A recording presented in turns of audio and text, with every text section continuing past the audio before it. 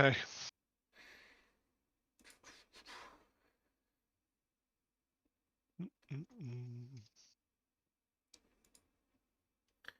All right, hello folks. We are streaming the Coof Catch-up. I am joined by Fractal at the moment, and hopefully later we will be joined by Mr. Treve and maybe Anglo. G'day, student. Good morning, gents. You're making Saturday show a thing? Yeah, I'm doing it from time to time, especially for like the COVID catch-up. There's so much stupid shit every week that there's no point waiting for the next normal Sultan stream.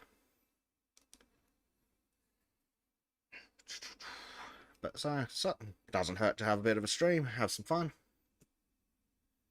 Nothing better to do. Exactly. Sad but true. I guess the one silver lining I've had out so far out of Australia is that I can point to people who aren't convinced of kind of liberalism and just say, do you want to be like Australia? And they very quickly say no. And it kind of shuts down the conversation from there. That's something good at least. Yeah, I think that's the only real positive tyranny side. looks like? Yeah. I was speaking to a friend who was like, we should have vaccine mandates. I was like, do you want Australia? Do you want Australia? That's how you get Australia. Yes, Australia is not okay.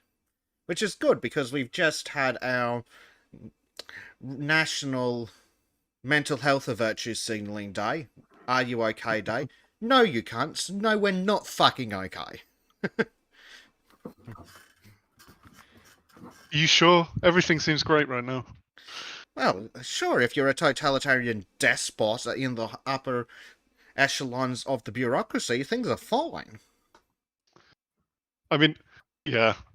Looking at another positive point that you can probably draw out of this, it's helping normies notice what's going on as well, and stops them from boiling the frog, so to speak. Yeah. Probably the only decent thing about this. Yeah, that's the only good thing about what's going on, is they're moving so fast that the frog can feel the temperature change. Yeah, and you're seeing you're seeing people outside of Australia taking notice as well.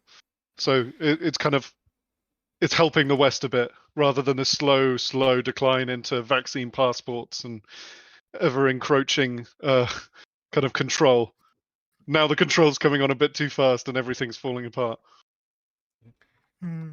Exactly. Even like, we're at the point where your Democrat fucking Supreme Court justices are like, don't you think that's a bit totalitarian? Even this is a bit too much for us, says Stalin. Yeah. Yeah, unironically. Like, sadly, seems to be the case. One of the things that has come out recently is, do I have it? Of course I do somewhere, but where is that stupid bitch? Is this the New World Order lady? Oh god, no. Sadly, I think it's in Covidiocracy.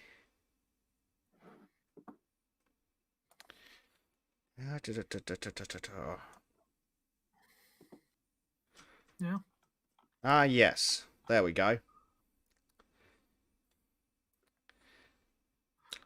What is it, Palaszczuk or some shit? Nah, Leanna Wen, some crazy cow from quite literally a Chinese agent. Oh, fantastic. So, as part of Biden's vaccine mandate rollout bullshit, she claims that travel within the US is a privilege, not a right. God. Yeah. Completely ignoring things like the right of free travel and the 14th Amendment. Yeah, right of free assembly as well. Yes. Yeah. Unfortunately, over in the Democratic People's Republic of Australia, ours, sadly, are considered to be a privilege. Travelling between dates is in fact considered to be a privilege, and we haven't been able to do that freely since 2020.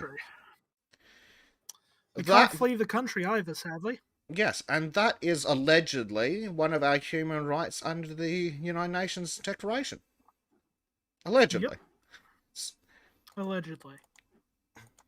In And is fact, this referring? it's also written in it that into the Declaration of Human Rights. I think it's Article 13. Let me bring it up. Pretty sure Article 13 says that you're allowed to travel freely in your own country. Hmm. Let me see. Article 13. Here we go. Everyone has the right to freedom of movement and residence within the borders of each state. Interesting. Which, of course, I guarantee that they would interpret to mean state, not nation state. Yeah, As it that's was what originally I was thinking. intended, yes. Yes. And then everyone has the right to leave any country, including his own, and to return to his country. Scott Morrison says no. Yeah. And so does just about every fucking premier that we have. Yeah. Like the premiers... Jesus fucking Christ. Like Student History says, Australia is being authoritarian. Unironically, Winnie's the flu. Yes. Like, maybe, just maybe, if you're in a position where China can mock you for being authoritarian, you're not the good guy. Oh, it's just garbage. So yes, as far as this shit right here is why I reckon that if they bring out too much more, I will unironically have a case to apply for asylum. Oh yeah, I think you might right now. I want to eventually. Like it unironically, I think they could be, especially if they turn around and say mandate the vaccine for receiving unemployment benefits.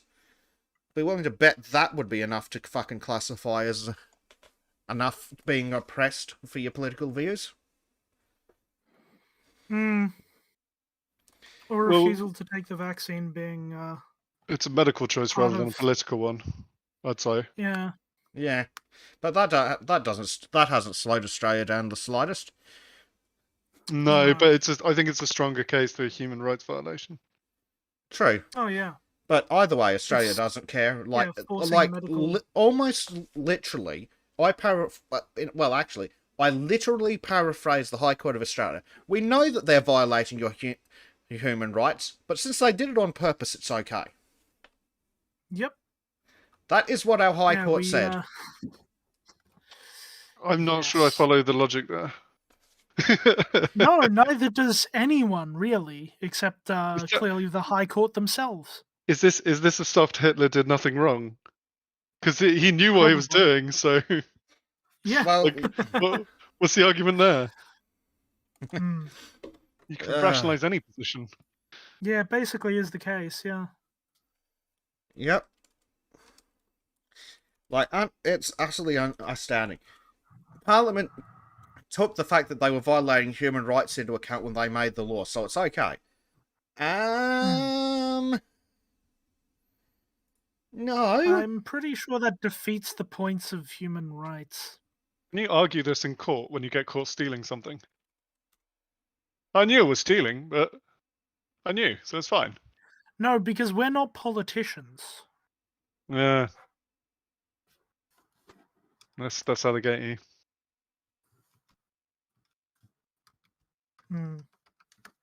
It's fucking ridiculous.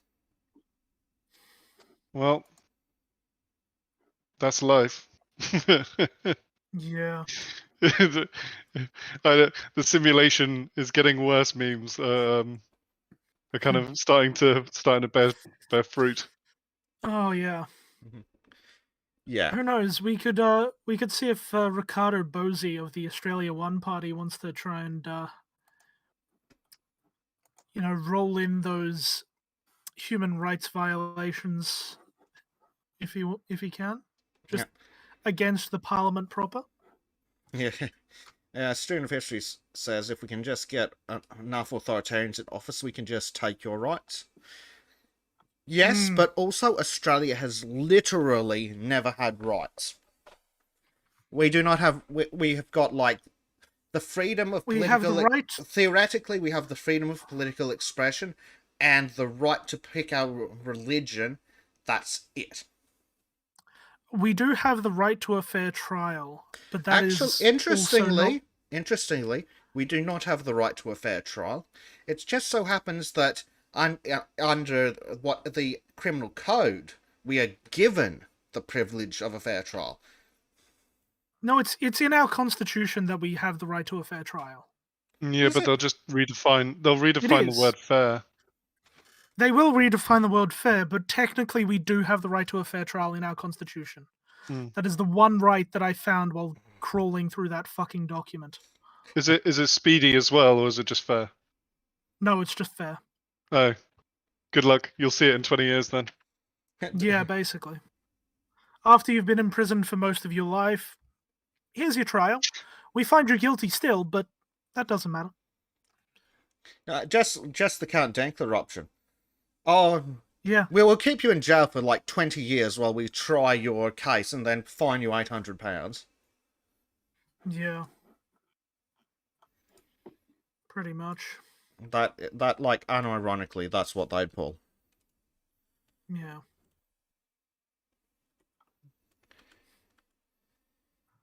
Great country. Yeah. Yeah, student of history. Descendants of convicts don't have a right to a fair trial. Shocker. Yep. All right, here we go.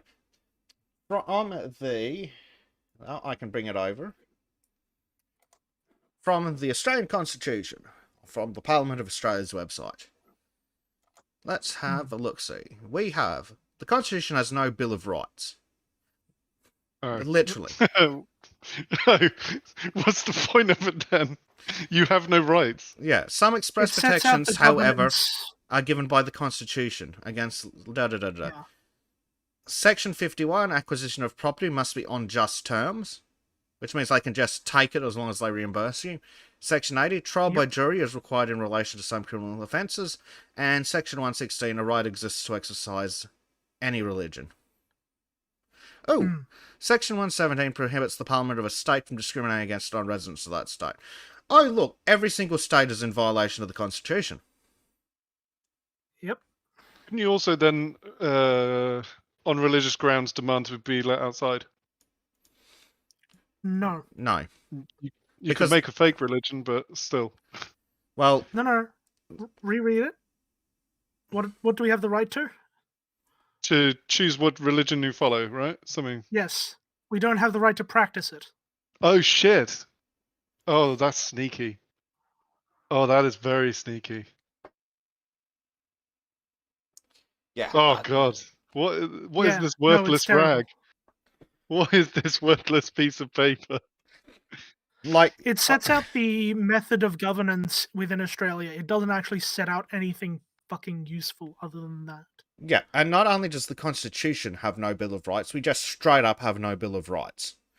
There are two states that technically have a Bill of Rights, and that is Victoria and I believe Queensland. We'll have a look at those in a bit. Because I'm Because I willing to know bet they're Victoria worthless. does. Oh yeah, completely. But I'm pretty sure it's Queensland is the other one that has it. Here we go. Couldn't. Here we go. We have the right to trial by jury, but we don't actually have the right to a fair trial. I was It's- misremembering. Yes. Yes. Trial by jury. The trial on indictment of any offence against a law of the Commonwealth shall be by a jury, and every such trial shall be held in the state where the offence was committed, and if the offence was not committed in any state, the trial shall be held at such place or places as the Parliament prescribes. So no part of that says Is anything fair. about a fair trial. Necessarily. Yeah. Well, I was being too generous. Yeah. I've got to hop off for 20 minutes, but I'll be back. Right. Ciao, Fractal.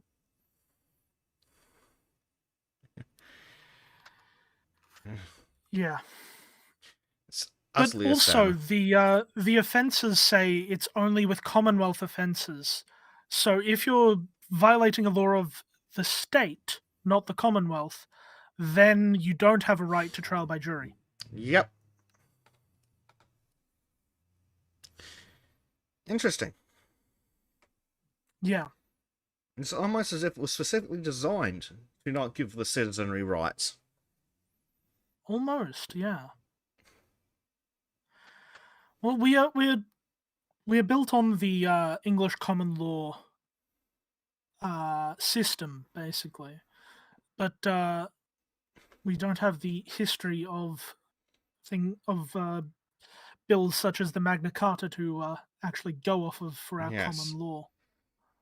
And unfortunately, because it's just common law, it's literally only precedent. So the court can turn around and go, "Oh, all those previous courts, last 600-700 years, they were all wrong." Oh, yep. You disagree? Well, we're the High Court. Fuck you. Yeah. As soon as the High Court gets their hands on shit, they can break it. Yeah. In history, this is why 2A advocates point at Australia and say this is why we keep our guns. Fucking oath. Yes.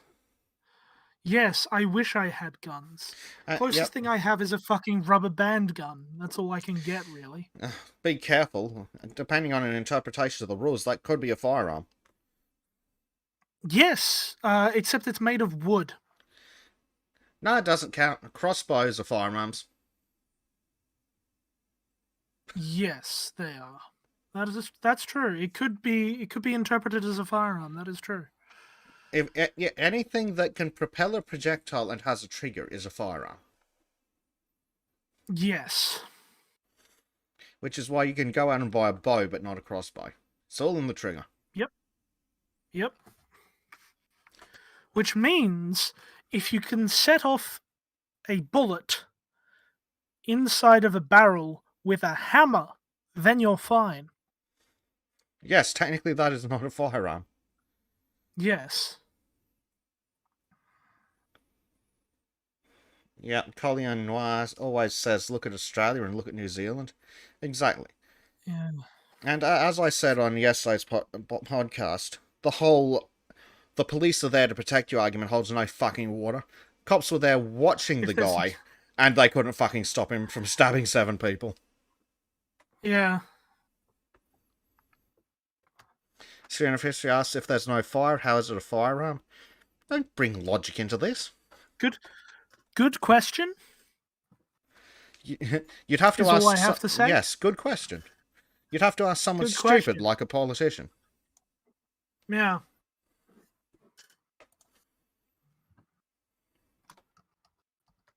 Like in the US, for a black powder firearm, they're not counted as firearms. So you can just go out and get a black powder weapon. But in Australia, that's just as fucking deadly as a bolt action rifle.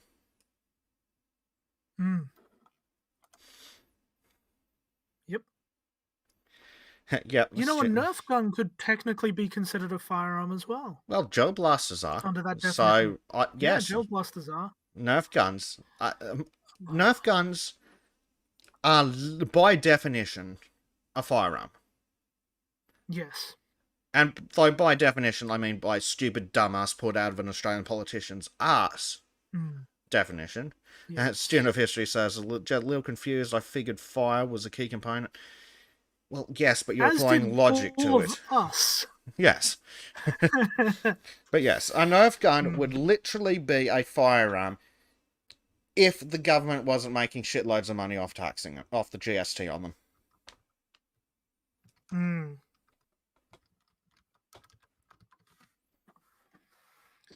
A small cannon is not even under ATF jurisdiction. Yeah. I wish. Yeah. I wish we could have cannons. That would be fantastic. Well, technically we can have cannons, but they have to be like a certain size. No, we can't have the explosives. We can't have the explosives to use in them. No, we can get gunpowder. At least in Queensland I can. In Queensland you can have a cannon.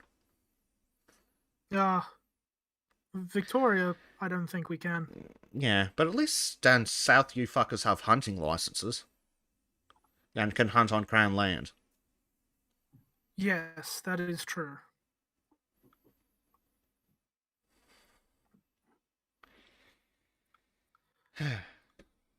So I've got a really good article from The Atlantic that I wanted to go through. Hmm. Australia traded away too much liberty. Yep. How long can democracy maintain No emergency shit. restrictions and still call itself a free country? About a year ago. Oh no, they can't at all. Yes. And Yeah. like the question on for the in the actual header that we can't see is pandemic Australia still liberal democracy? No. Then again, No, non-pandemic definitely Australia is also not a liberal democracy. not. Hmm. Yes. In a bid to keep the coof out of the country, Australia's federal and state governments imposed draconian restrictions on its citizens. Prime Minister Scott Morrison knows that the burden is too heavy, but does not give a shit because he's a piece of crap and deserves to join everyone else in the French solution. This is not a sustainable way to live in this country, he recently declared. One civil libertarian summed up the rules by lamenting, "We've never seen anything like this in our lifetimes." Now, I don't know, there are still people that were alive in communist Russia. Yep. Yeah, yes, liberal. Yeah, student. Liberal? No. Democracy? Not sure. Theoretically, it's a democracy. We can vote for one of the two big players. They're both just the same, two sides of the same coin. Hmm.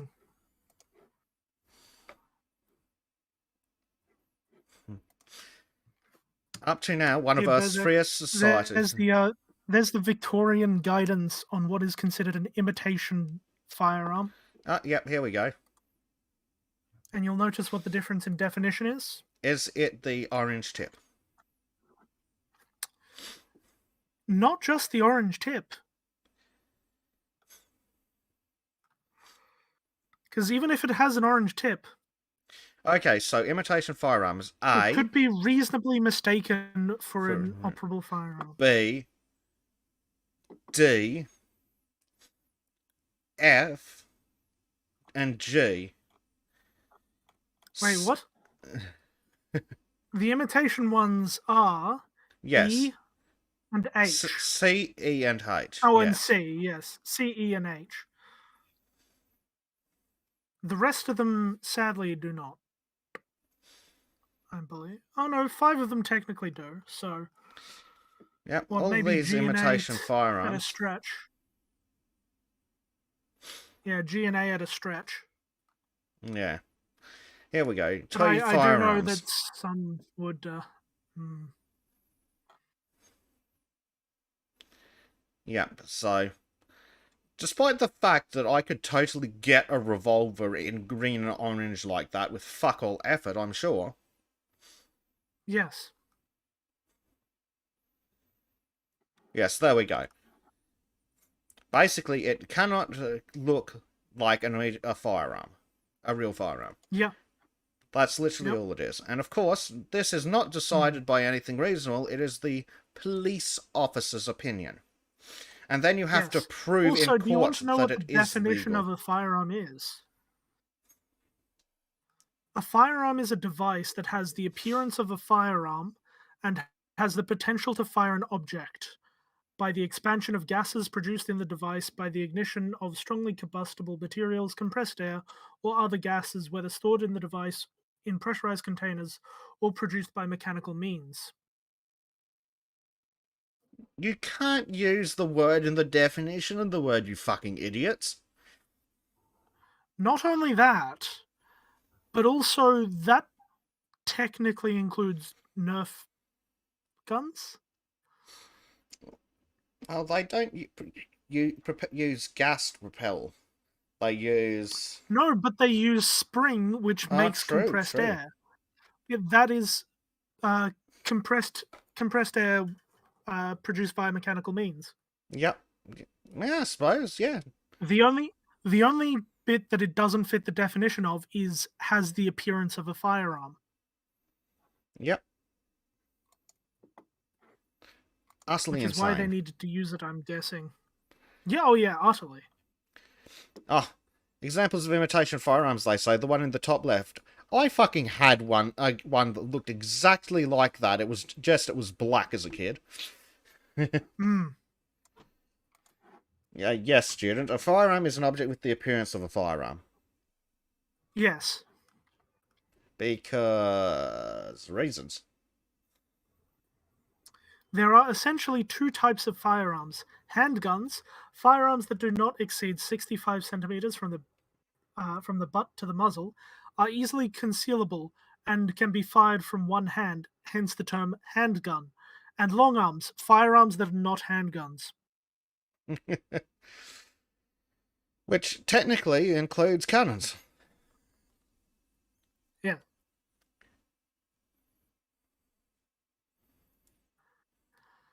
Yeah, so it doesn't actually need a trigger. Yep, interesting. This is the Victorian definition.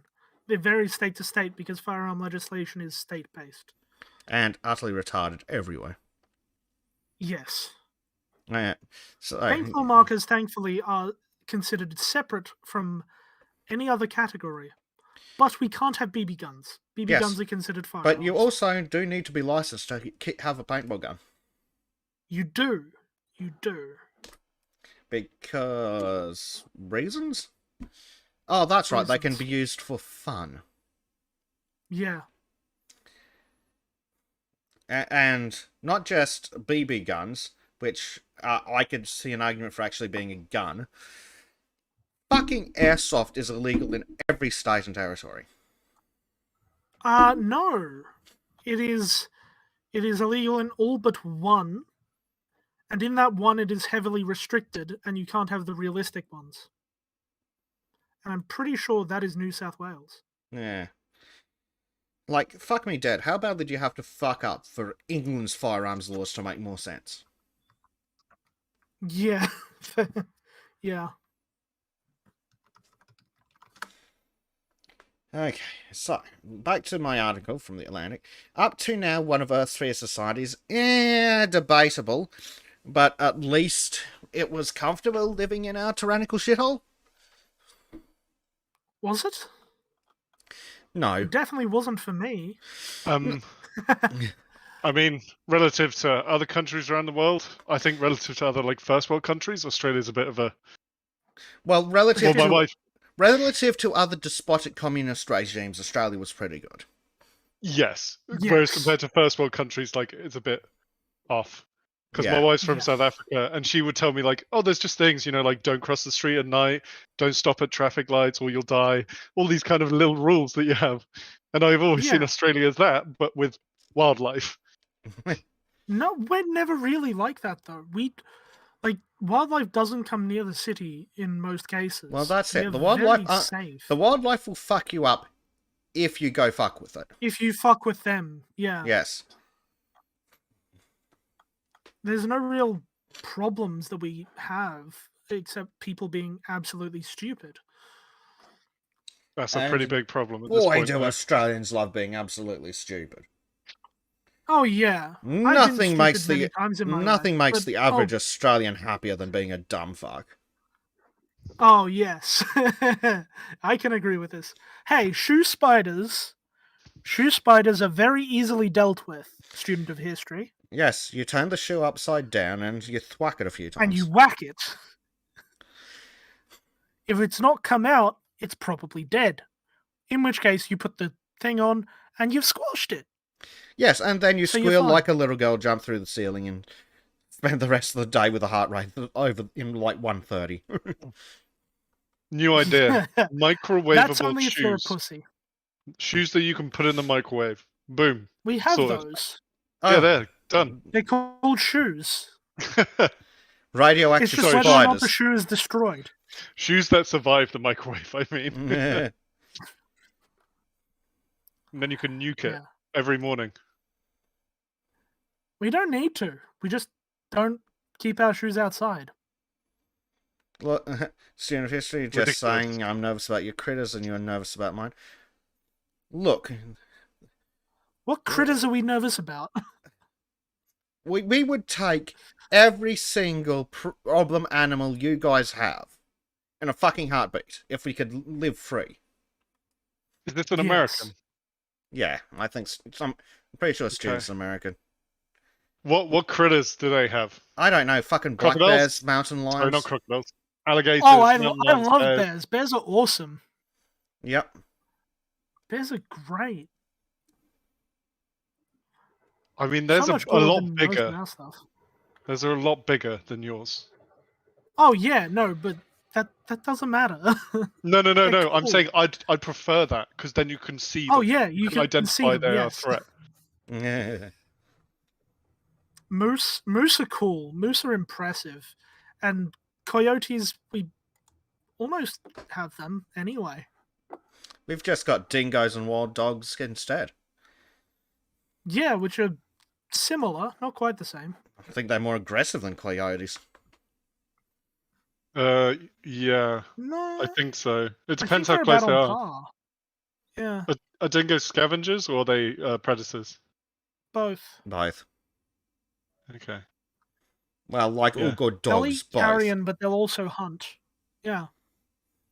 Yeah, they're kind of like big foxes then. Sorry to completely just shift the lens to me. Kind of. I'd say they're much. They're not quite like big foxes. Foxes are a lot Smarter. less. I was gonna say less violent. Well, foxes are less human aggressive. A fucking dingo Yeah. will go you. Oh shit. Yeah. Okay, yeah, they're much more aggressive than foxes then. A fox Yeah. won't fuck with a cat. Yeah, it's also like Oh no, coyotes. dingoes will fuck you up. A dingo will fucking go you. Yeah. They've stolen babies in the past. Oh no, Yeah, I think not a that dingo eventually. ate my baby. I think that did eventually turn out to be possibly true. We've had rare. It was only possibly true, yes. Yes. I don't doubt it because we've had instances of foxes attacking children here. It's Well, incredibly oh, yeah. rare. But- I think within the last 2 years we had a case of another family that was camping and a fucking kid got attacked by a coyote. And then some Dingo? dingo. Yeah, no, coyote, totally. Yeah, dingo. Yeah. Yeah, some kid got attacked by a dingo and a bunch of people had to fight it off, kick it in the head to get the kid back. Because, of course, you can't just shoot the bloody thing in the head. No, because we don't have fucking guns. Like none at all. None for the purposes Unless- of self-defense. It is illegal to possess a firearm for anything other than an approved purpose, and an approved purpose is target shooting, hunting, or primary production. Okay, Yeah. so I imagine 2.2s, double shotguns, and that's about it. Well, actually, no, you can have a fucking semi-shotguns. no. You can. You Only can for if hunting. you, not for hunting not in Queensland anyway.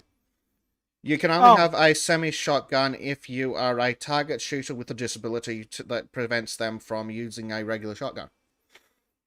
What? Really? That's what? Yes. That's worse than Victoria. But interestingly enough, our laws are written by politicians, not people who know anything about guns. So No, that's true. you cannot totally have a fucking 50 BMG. Wait, what? In Queensland, it is, at least theoretically, legal to get yourself a 50 cal rifle. Well, like a Beowulf or that's something. interesting. Those tapped AR-15s that have been repurposed to use a 50 cal round. No, because those look like an AR-15 and they're scary, so they're illegal. Ah, but you Yeah. could do a bolt action because they don't know what it looks like. I think their judgment for their basis for judging anything is, does it look like something out of Call of Duty Modern Warfare? And if it does, Yes. it's scary. Almost, Yes. pretty much, yes. So you could use like the old Car 15 and they'd be fine with it because it's like a wooden rifle grip, Well, even though it's basically an AR-15. well, if it's semi-auto, no. Yes, student, you can own a Barrett, but not an AR-15 style, because AR-15s are scary evil guns. Yes. Used by scary evil people to do scary evil things. Mm. Like, you know how America has the whole black scary gun thing for the AR-15? Like, that's not a fucking joke in Australia. It's actually written into law. Mm. I thought you were going to say something else when you started with black and scary. Hey. I was like, oh, we got spicy in here. Jesus.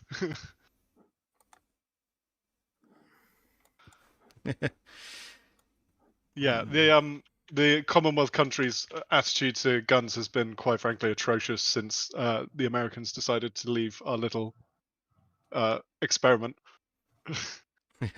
What's Canada like? I'm not too versed on their better than every other Commonwealth country, is my understanding.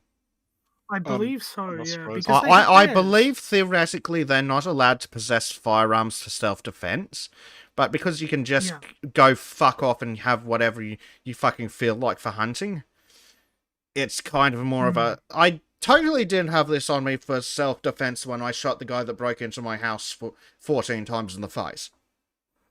Yeah. Yeah, Bezek. Yeah.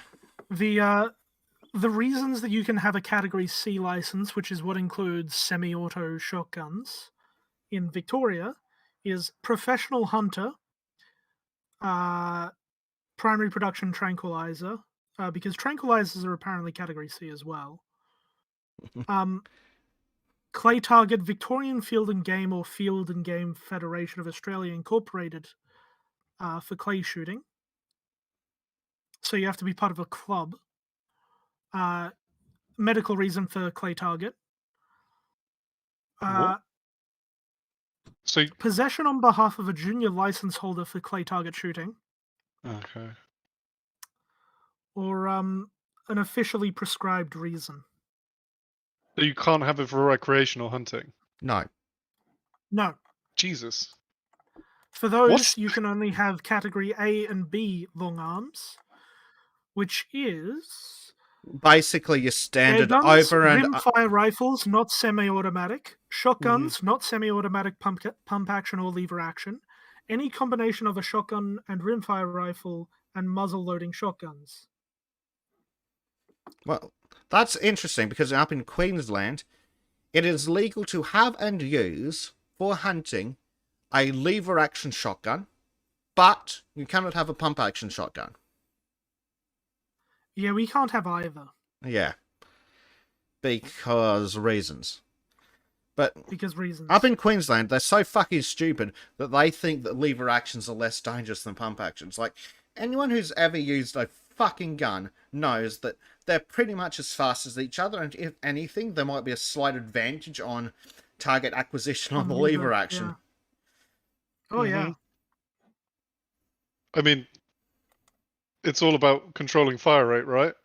And lever actions are basically the same as pump actions. It's just a different action, funnily enough. Yep. Well, if anything, I would say that the lever action's better for controlling fire rate because your support hand's locking it into your shoulder, so you're not actually risking taking the barrel off target when you cycle. I agree. But if you're going off the basis of, like, it's about controlling how quickly you could fire, yeah. Basically the same. Essentially the same. Again, I'd probably argue that a lever action's still faster because how far do you need to move your control hand to cycle a fucking lever action compared to a pump action? It's like what? Call it 4 inches in a 9-degree arc compared to however many for your shotgun. Yeah, but if you load the gun like Arnie in Terminator 2, it's going to be slow. And that's the best way to load a lever action, right? Yeah, sure. You just spin it around. Yeah. Student of history saying massive gun ban in Canada a while ago. So maybe not as based as they used to be. Yeah, and yet somehow still better than all the other Commonwealth countries. Well, I think it's the proximity to America and big things that kill you. Yeah. Proximity to Alaska. Which is more important. Alaska is just beautiful in terms of freedom. Yes. Like, it's terrible for like people look at you people look at you like you're a nutter if you don't have a gun. Beautiful.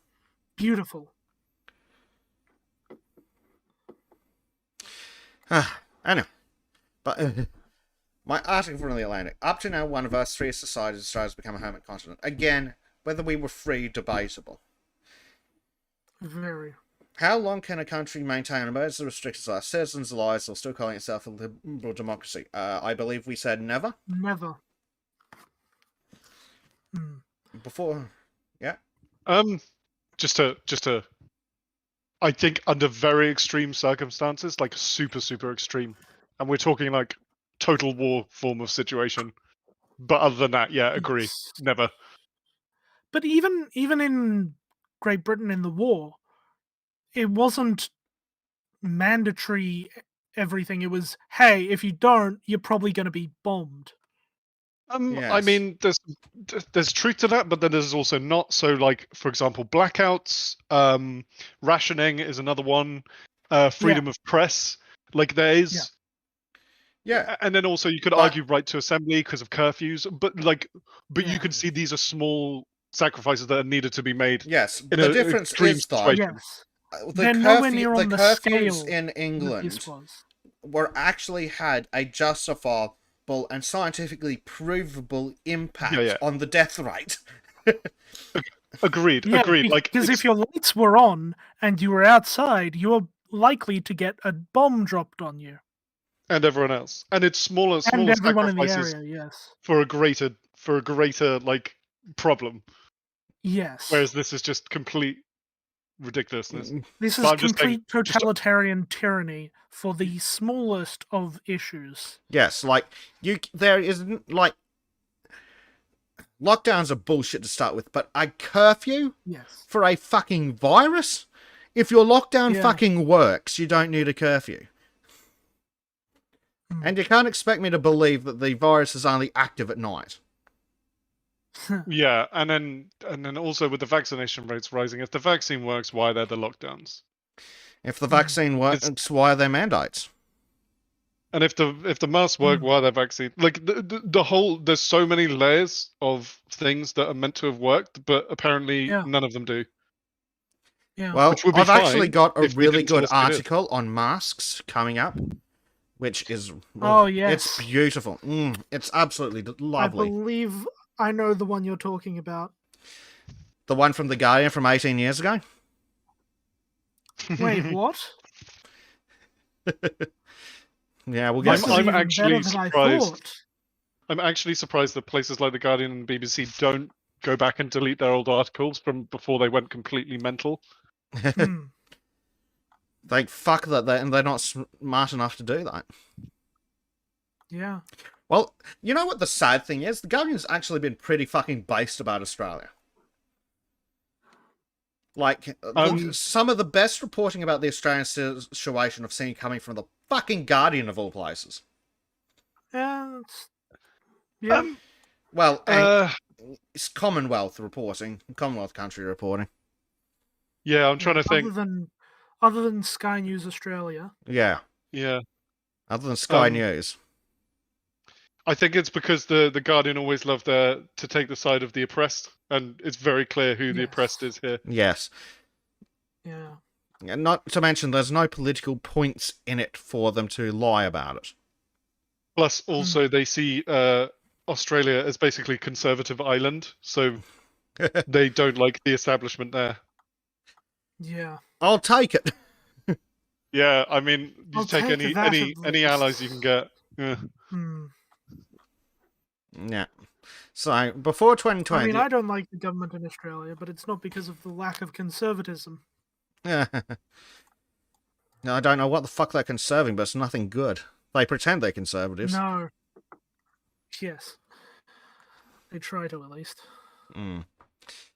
Before 2020, the idea of Australia all but forbidding its citizens from leaving the country, a restriction associated with communist regimes was unthinkable. Today, it's widely accepted policy. Australia's borders are currently closed and international travel from Australia remains strictly controlled to help prevent the spread of COVID-19, a government website declares. International travel from Australia is only available if you're exempt or have been granted an individual exemption. The rule is enforced despite assurances on another government website dedicated to setting forth Australia's human rights treaty obligations that freedom to leave a country cannot be made dependent on establishing a purpose or reason for leaving.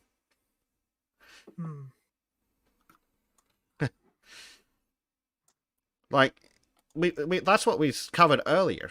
It's a direct violation of your human rights, Article 13. Yeah. Yep, here we go. This is what we were talking about. The nation's High Court struck down a challenge to the country's COVID-19 restrictions.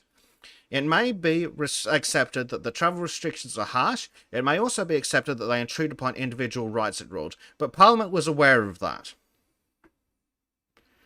They knew they were violating as long as we know, it's fine. Yep.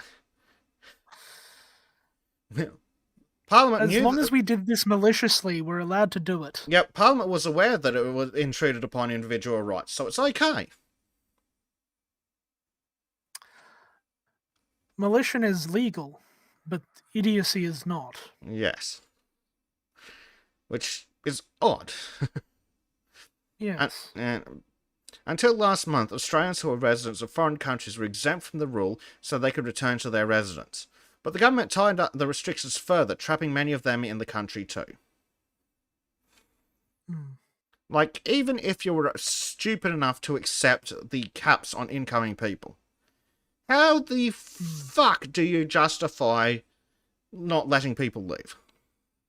It's utterly abysmal. Yeah, I'm absolutely baffled by that. I think it's quite literally to stop brain drain. Because people would just go and take residency elsewhere. I can't think of any other reason. I know I would if I had the money. That's it. If I had the money, I'd be in fucking Florida. I'd be down at fucking Mar-a-Lago having drinks with Trump. Iceland, England, fucking anywhere but here in New Zealand. And well, how much is a flight China. to France? Because, you just need a flight to France and a little rowboat and you'll be over in yeah, that's no right. Time. I would one day.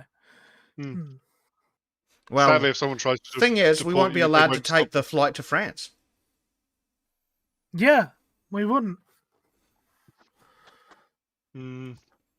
What did the others do? Fly into Italy, have a little road trip.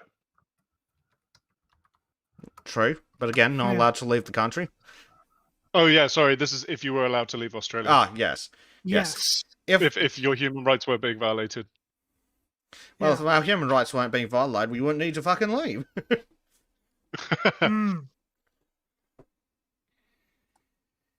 Oh, Jesus. Here we go. Interstate travel within Australia is also severely restricted, and the government of South Australia, one of the country's 6 states, developed and is now testing an app as Orwellian as any in the free world to enforce its quarantine rules. Returning travellers quarantining at home will be forced to download an app that combines facial recognition and geolocation. The state will text them at random times, and thereafter they will have 15 minutes to take a picture of their face in the location where they're supposed to be. Should they fail, the local police department will be sent to follow up in person. We don't tell them how often or when. On a random basis, they have to reply within 15 minutes, Premier Stephen Marshall explained. I think every South Australian should feel pretty proud that we are the national pilot for the home-based quarantine app. Oh, apparently Western Australia will only give them 5 minutes to reply as well. Yeah, so if you're like me, who likes to leave their phone just either in their bedroom or in the living room and not touch it for like 2 days. Or if you're like most people who prefer not to shower with their iPhone. Or, I don't know, want to do something technically, crazy. If we're following the government's advice from 2008, I believe this was, a 5-minute shower is the longest that you can possibly have. What, physically? Or the world falls in on itself? Oh, otherwise Australia's going to run out of water. Oh, God. Okay. That was when we were in the middle of a large drought. It wasn't a mandate, it was a recommendation as well. Which so that was okay. What it should have been. Well, recommendations which is what everything should have been. And interestingly, the recommendation most people complied with the recommendation. Yes, because it was seen as almost a civic duty. Yes. Funny how that works in liberal societies. I know. It's almost like duty is a good thing. This one of the stupidest things about this is like, what happens if you want to say, I don't know, have an afternoon nap because you woke up at 8 in the morning and you've then sat there for 8 hours staring at the fucking TV because you can't do anything, and then you're like, fuck it, I've had dinner, I might as well have a nap. Phone goes off and then the police kick your door in. What if you're having a dump, man? Like, there's so many situations where you cannot respond in 5 minutes. If an employer you're having a nice shag with your wife, and the government calls, and you left your phone in the other room because you didn't want to be interrupted? Well, then I'll Who knows? obviously Maybe pick the up police after will 2 kick minutes. your door down while you're having a shag. Yeah, that's 2 minutes. But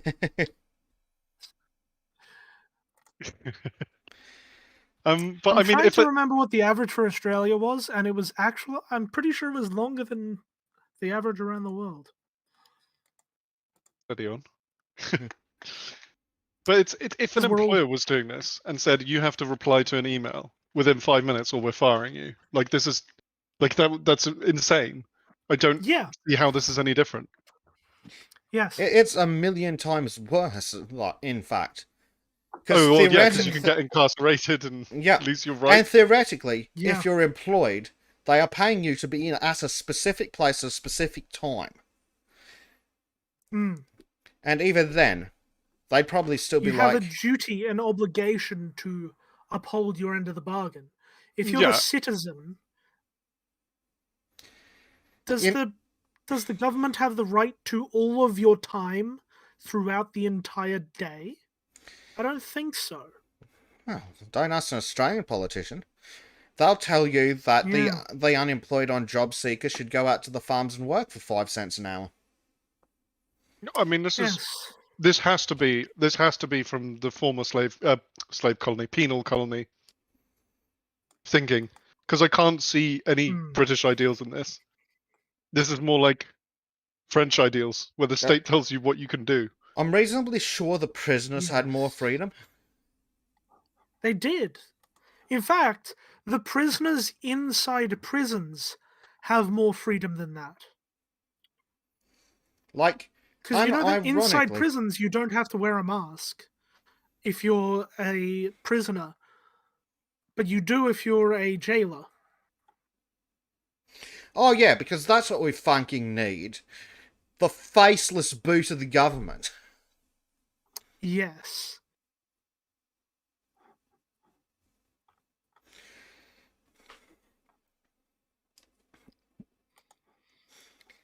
How far is Papua New Guinea? Student thinks you could get a dinghy and try and sell her. Well, I mean, that's how they tried to get to us. The problem is, we don't have a large amount of people smugglers willing to do that.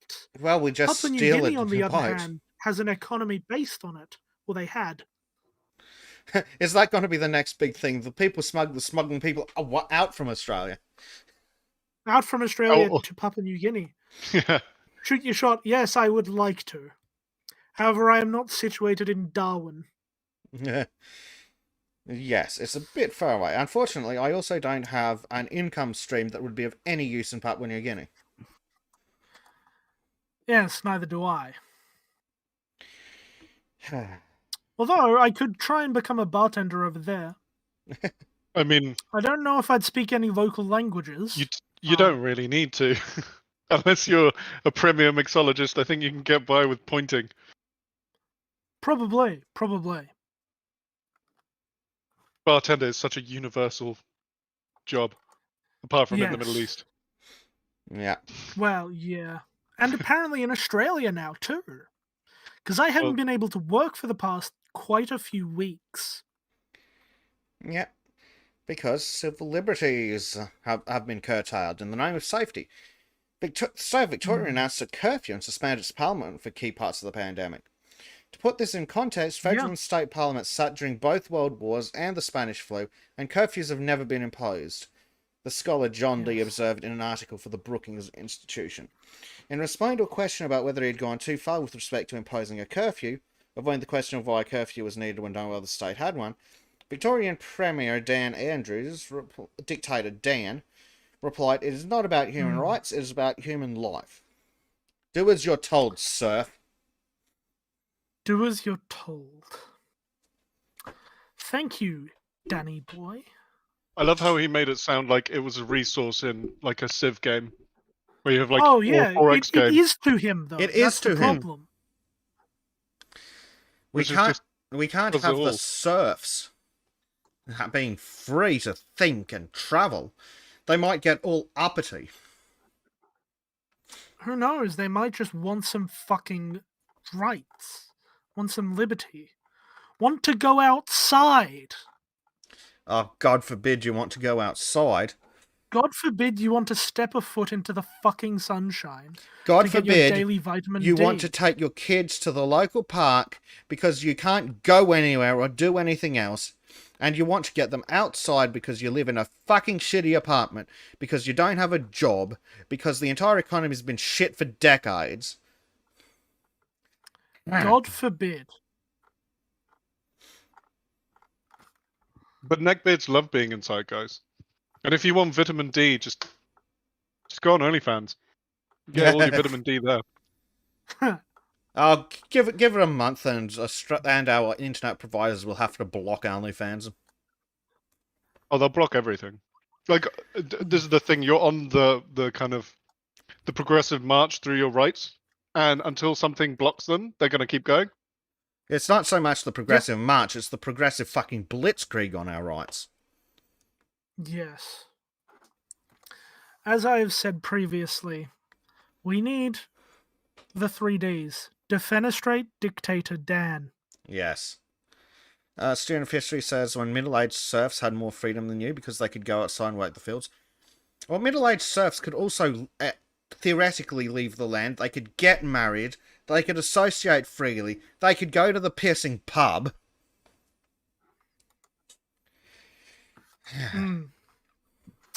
Yeah, the last bit there, going to the pub. That would be nice, wouldn't it? Yes. We'll get to more on what the government's opinion of alcohol. Oh. I'm gonna sit here quietly right now. Sorry, guys. Yes, Fractal, we know you can. I've got my tinny here. Watching the football. I'm fucking out of tinnies. Mm. I ran out of tinnies and I'm basically out of money because to buy tinnies with. Yes, because I'm surviving you're off not beans, allowed to rice, work. and occasional mints. Yeah, exactly. I'm not allowed to go to work. Yeah, you got job seeker in the background paying you fuck all. Paying me rent plus like $100 for a fortnight. Yay! Because I was told by the left that no one wanted to work. Oh yeah, that'd be. Well, no one would want to work in a country where the unemployment rate is more than minimum wage. Unfortunately, in Australia, it's about 40% of the minimum wage. Jesus. Oh no! Thankfully, in Australia, it is low, but sadly, it is too low to actually do anything with. Yes, you need at least 60% of the minimum wage, and at most 80%, I think. Yes, I think that based would on a be 40-hour good. week, right? Yes. Yeah. Okay. Yes, like that. The problem America's having is because their minimum wage is so low, with the enhanced unemployment, people are within $100 of minimum wage for 40 hours a week. So, and in fact, in some places, they might be getting more than they would be on 40-hour weeks. So why the fuck would you work? No. So my point is, okay, so my point now is that, so then companies need to just not pay minimum wage. Done. Yeah, but raising minimum wage wouldn't necessarily fix this. True, but they're not concerned with logic like that. This is the same thing that Brexit has caused here right now with the HGV drivers, where they're getting paid thousands of pounds a week, because now that the unqualified, or not unqualified, but the cheaper labour from Eastern Europe can't come in anymore, they have to pay them more, and the companies are just not paying them more and complaining that there are no drivers, and it's like, you've got to pay them. That's it. It's as simple as that. And good on them. Yes. But sadly, we are getting the opposite effect, because no one's allowed to fucking work. Yes. But the government's been inflating themselves, going, "Oh, things are going fine because the unemployment rate's gone down." Yes, you fucking criminal scum, because the participation rate has gone down by more than employment. Yes. Turns out that when you have lockdown after lockdown after lockdown, people stop looking for work, and you only count as unemployed if you're actively looking for work. So, for example, New South Wales had 40,000 people lose their jobs, but 60,000 people dropped out of the workforce. So that was technically meant that the unemployment rate got better. Yeah. What business relief do you guys have? Have they just none? Just businesses are shut? At this point, fuck all. Businesses are shut. Businesses are just shut. So basically, you're going to reopen at some point in the next 7 years. Theoretically. Into an economy that doesn't exist. Yes. Jesus Christ. Pretty much. Businesses are getting fuck all except the largest businesses. Like, yes. Which are the ones that don't need it. Which are the ones that don't need it, exactly. Yeah. Like, Crown Casinos got a shitload of cash from the federal government. There are a couple other massive, like, giant corporations, but no small businesses have gotten anything. Yep. And the best part is, because the government paid out tens of millions of dollars to the big companies to pay to their employers as JobKeeper, but the companies were all rorting it, and now the government's gone, "Oh, it's fine, it was all in error, so we won't make them pay it back, but God forbid that you're overpaid $100 on your unemployment, government will chase you to the end of the fucking earth." Yeah. Oh dear. But hey, at least we don't have the military on the streets. Oh, wait. In New South Wales... Have you gone full junta? In New South Wales, you do. On the borders between states, you do. Or in Sydney. In New South Wales, Police Minister David Elliott defended the deployment of the Australian military to enforce lockdowns, telling the BBC that some residents of the state thought the rules didn't apply to them. You know, the sane ones. In Sydney, where more than 5 million people have been in lockdown for more than 2 months, and Melbourne, the country's second biggest city, anti-lockdown protests were banned, and when dissenters gathered with it anyway, hundreds were arrested and fined. Yes, for peacefully protesting. Yes. Sound familiar? Yeah, but I mean, they didn't have a license, so they weren't protesting for Black Lives Matter. Maybe they should have had Black Lives Matter signs. Would they have been allowed to protest against vaccine mandates and lockdowns then? I do believe they would have, because the Black Lives Matter protests were still happening during lockdowns, and no one was blinking an eye. Well, however, as soon as an anti-lockdown protest comes along... Wow, didn't some idiots say that the Black Lives Matter protests decreased COVID? Yeah, because people were too scared to leave their fucking houses. That was in the United States. I know, yes. but in Australia there were still Black Lives Matter protests during lockdown.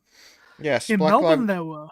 Black Lives Matter protests over our 1.3 Indigenous deaths in custody every month from all causes, including cancer. Yes. Those are the biggest. Like, can we just segue quickly into BLM? Like, those have been the biggest con ever. I mean, in the UK, you had people saying, like, "Hands up, don't shoot" at the police. The unarmed police. They don't have guns, yeah. Yeah, we have specialized, like, weapons units that are deployed very carefully and strategically for counter-terrorism. And apparently uselessly. Yes. Oh my god. Yeah, such a joke here. At least the BBC surprised me. Yeah. They put out an article saying, actually, you know, you're more likely to die in prison if you're white. Yes. Because funnily it's enough. True. Yeah. Well, that's it. More white Australians die in prison than Aboriginal Australians.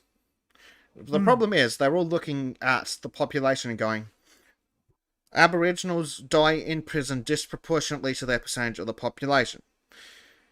But what they fail to mention... Right? Yes. Well, there you go.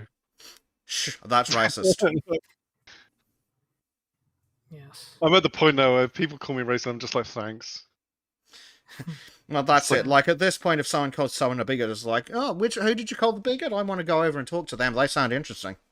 They sound based. They sound Yeah. like they know what's going on. Sounds like Yeah. they've been paying attention. Yeah. Oh god, when I was allowed back to university for I think it was What a a week or two. Sorry, what a horrible sentence that was. Yes, I know, wasn't it? Oh, I hate Good it so lord. much. But for the few weeks that I was allowed back at university over this past year, I keep seeing the socialists just posting outside, and every time it's just the same people who clearly don't have anything better to do. You ask them anything, you can tell they're art students, and they're all pretty clueless. No shit. Well, No, art yeah, you student. said socialist. Yeah, Yeah, I also said art student. yeah, I mean, so let's look at art students. They'll have what, 4 hours of lectures a week at most, Yeah. and then what has qualified them to get there? Drawing drawings. Mm. It doesn't make them intelligent or smart. No, Where are it the people doesn't. doing maths, science, engineering? They're in lectures. They're in labs. They're the ones arguing with the socialists too, thankfully. They're the ones joining the Christian Union. Imagine, Of course. yes, Which is student, sadly less based than it seems. Australia is theoretically allowed to drive, and our truckies did do a roadblock. Yeah, I saw that.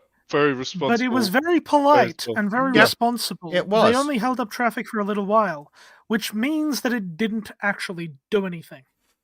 And at least got some attention, but unfortunately, we've had so many of these fucking Extinction Rebellion fuckwits blocking streets at the drop of a hat and crawling onto train lines.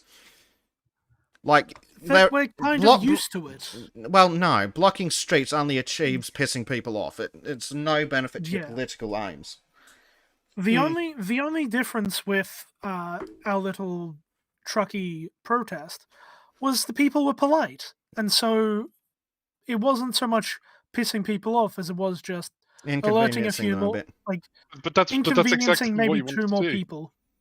Yes, it is. You want to draw However, attention it without ended up in inconveniencing nothing. people. The only issue is it ended with nothing happening. But it takes time to build movements like this, right? It does. You need It to, does. but you cannot do it from aggravating the population. True. No. The only problem is, this isn't like, say, for example, the Extinction Rebellion, who are, say, protesting for something that, even if you believe they're bullshit, is decades away.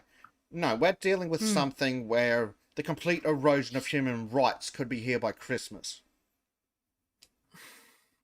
Not even could. It basically is here by now. I mean, it's been there for a while, right? Well- Yes, it's been here since It Like- could always get like it could get March worse, which is my last fear. year.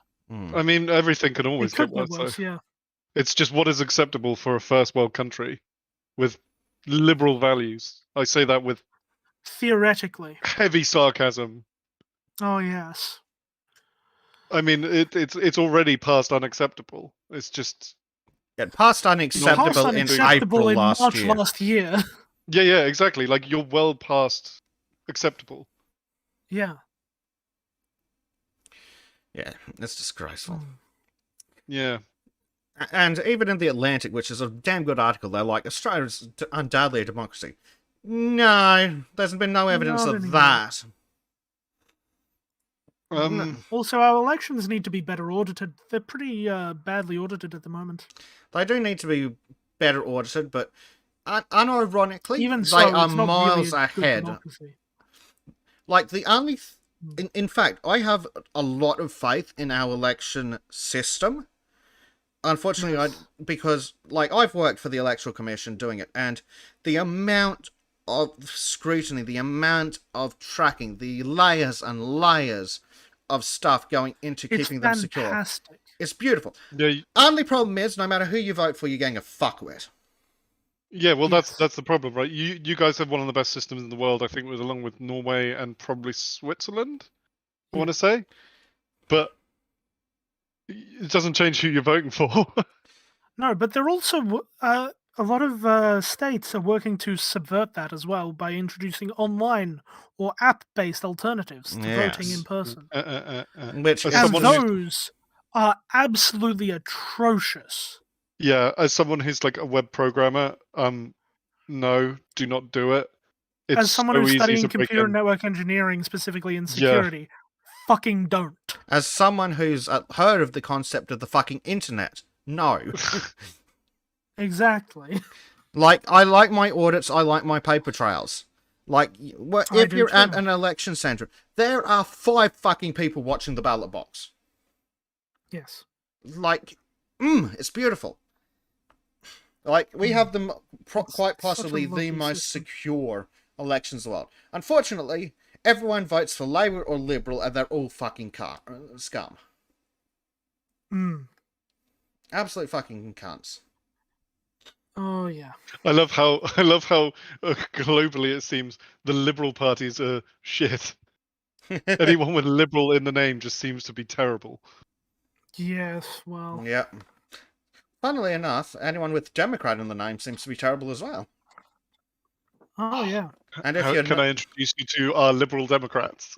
I was going to Yeah. say that. Yeah, student. Nigerian prince has millions of dollars, and also to hear about your vote this year. Yes.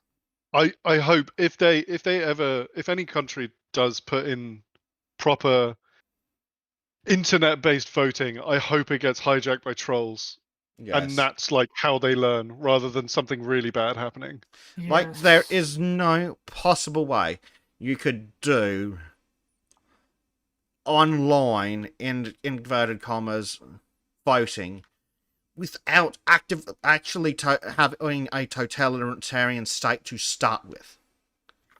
Because No. you need to have, like, your citizen identity card with your chip, with your unique encryption fucking key, to stand a chance of it being fucking valid.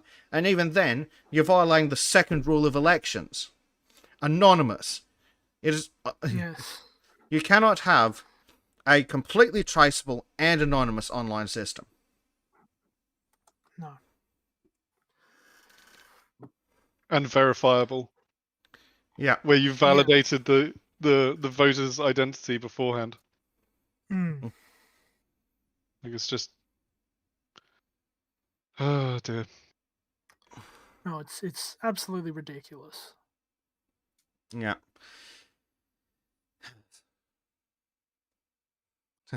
Sweden's Democrats apparently break the rule on Democrat parties being shit. Well, that's good. Good for them. Good for Sweden. I believe they're the more based party in Sweden. Which is strange for a party with maybe they're actual Democrats, you know, people who believe in democracy. Yes, they do believe. Whereas in the other one is democracy, just the that's Socialist difference. Party. Yeah. Yeah. Yeah. Yeah. Here we go. If a country indefinitely forbids assigned citizens from leaving its borders, strands tens of thousands of its citizens abroad, puts strict rules on interstate travel, prohibits citizens from leaving home without an excuse from an official government list, mandates masks even when people are outdoors and socially distanced, deploys the military to enforce those rules, bans protests, and arrests and fines dissenters, is that country still a liberal democracy? No. No. No. If a country does any of those things, it is not a liberal democracy. Exactly. Unless there's extreme circumstances which warrant it. But even then you can say no.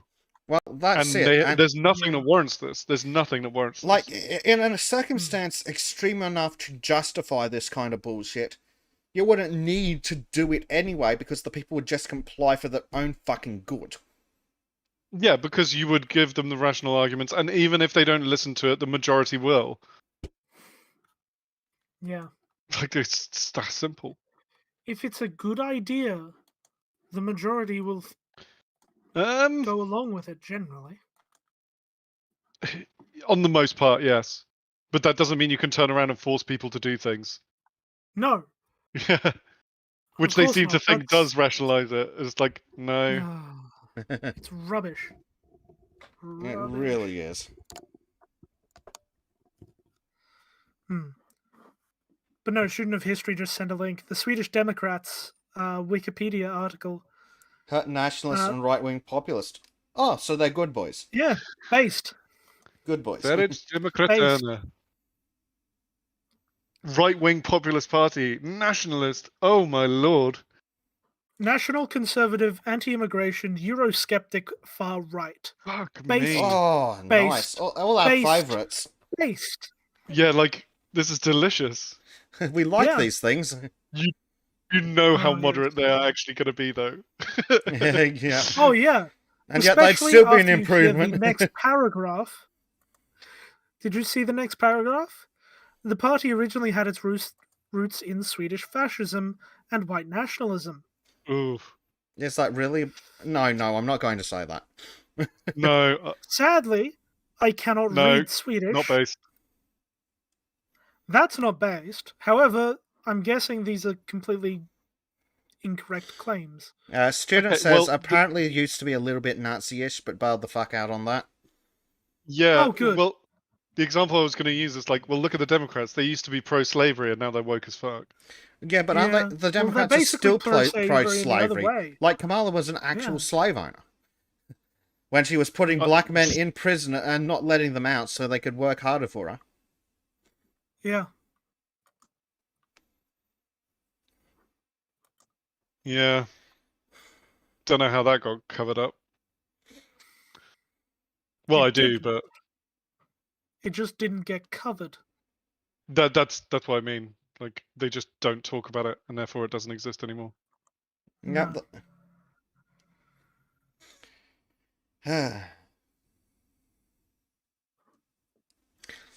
Enduring rules of that sort would suddenly render a country a police state. In year 2 of the pandemic, with COVID-19 now Slowly. thought to be endemic, yeah, rather than a temporary emergency, the nation could avoid. How much time must pass before we must regard Australia as a liberal and under free? Like negative 16 months? Yeah, I'd go. I'm surprised the UN aren't declaring sanctions at this point, really. Yeah. Like, and that's not even hyperbolic. Like, this shouldn't be allowed. If an African country did this, this would be like hand slaps all round. Yeah. As ineffective and toothless as the UN are, at least they do say something sometimes. At least occasionally they say naughty. Yeah, they'll say, please stop. They're not even doing that here. Got the chaotic evil narcissist, yes, but you have to implement it properly, and no one is going to do that in the governmental system.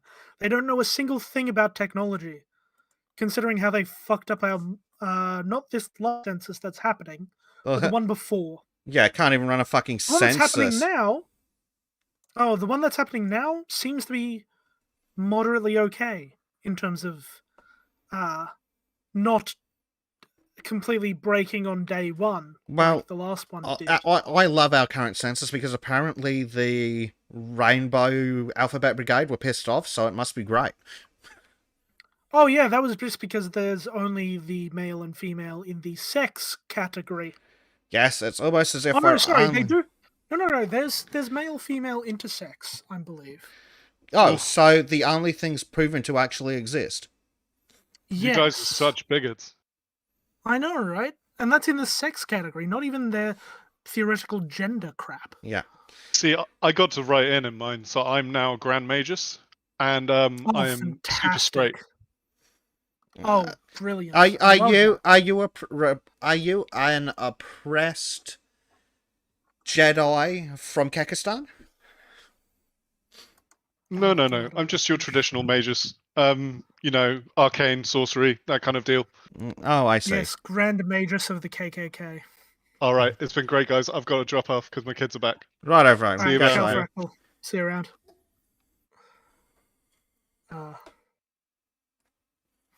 Yeah. To give Australia's approach its due, no. Temporary restrictions on liberty were far more defensible early in the pandemic. No. When many countries locked down, scientists understood little about COVID-19's attributes or pterodactyl. We didn't lock down for cocking SARS, you idiots. And keep SARS in mind, because we'll get to that after this article. Oh, not only that, but we've had more deaths from the flu in the prior 2 years to COVID than we've had from COVID in both years combined. Yes. Also, interestingly, we had something like 300,000 cases of the flu in 2019. We've had like less than 10,000 in 2020. Wonder where they went. I can't imagine.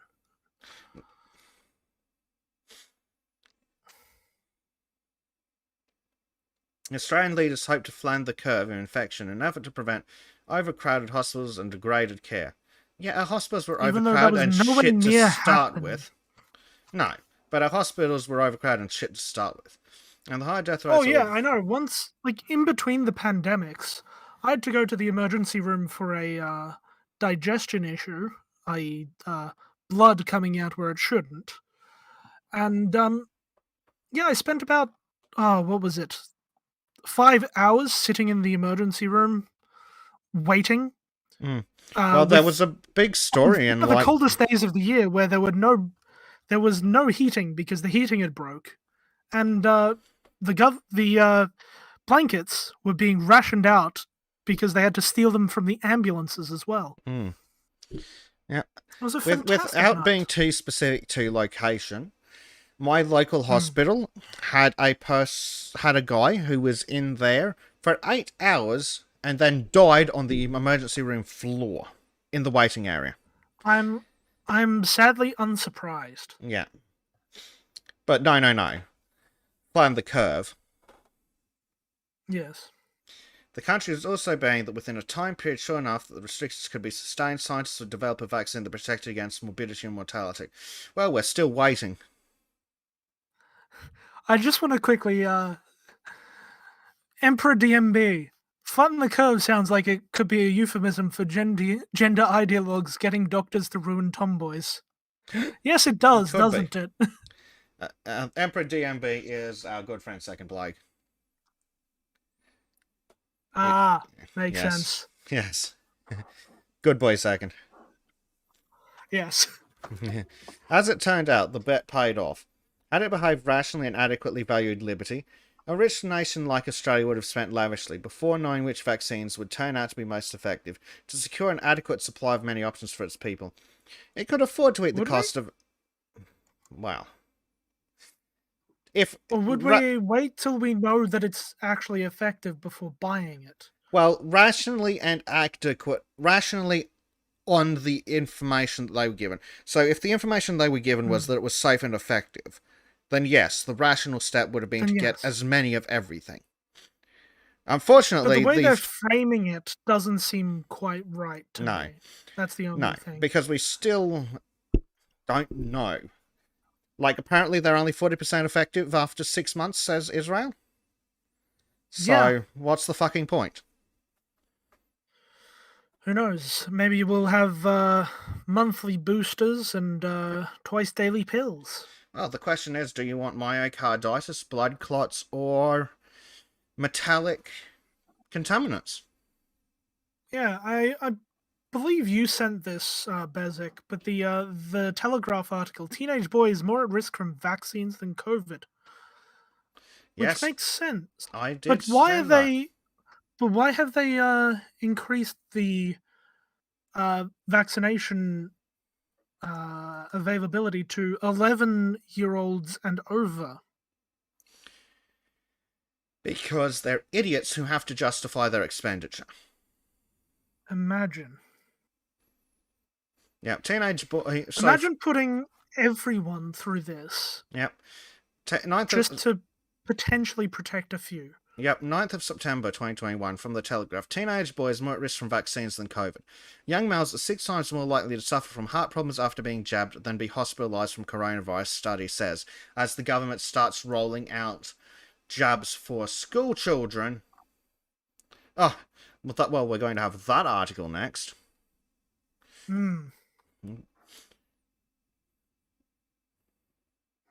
God. Children who face the highest risk of cardiac adverse events are boys aged between 12 to 15 following 2 doses of a vaccine.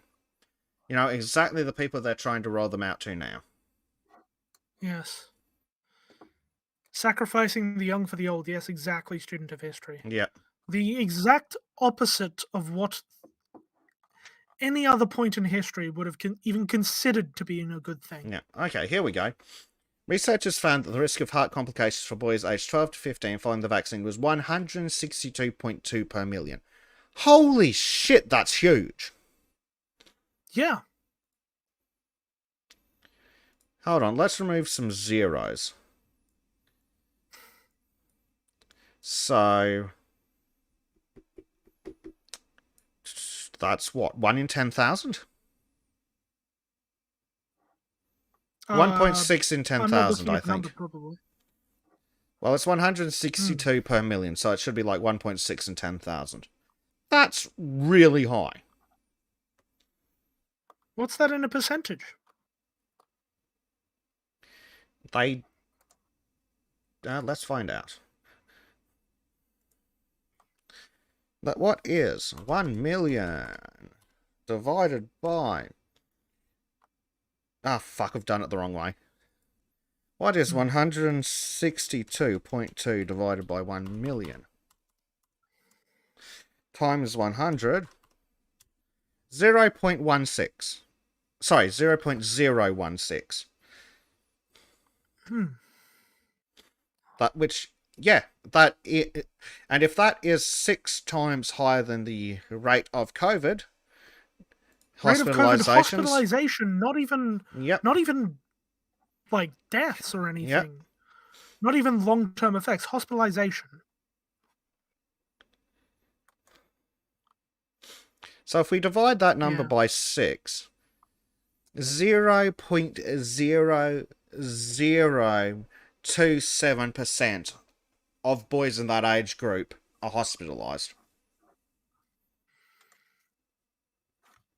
Which is 1? Yeah, quite possibly 1 in the entire fucking country. Yeah, and let's see. Maybe are they potentially obese?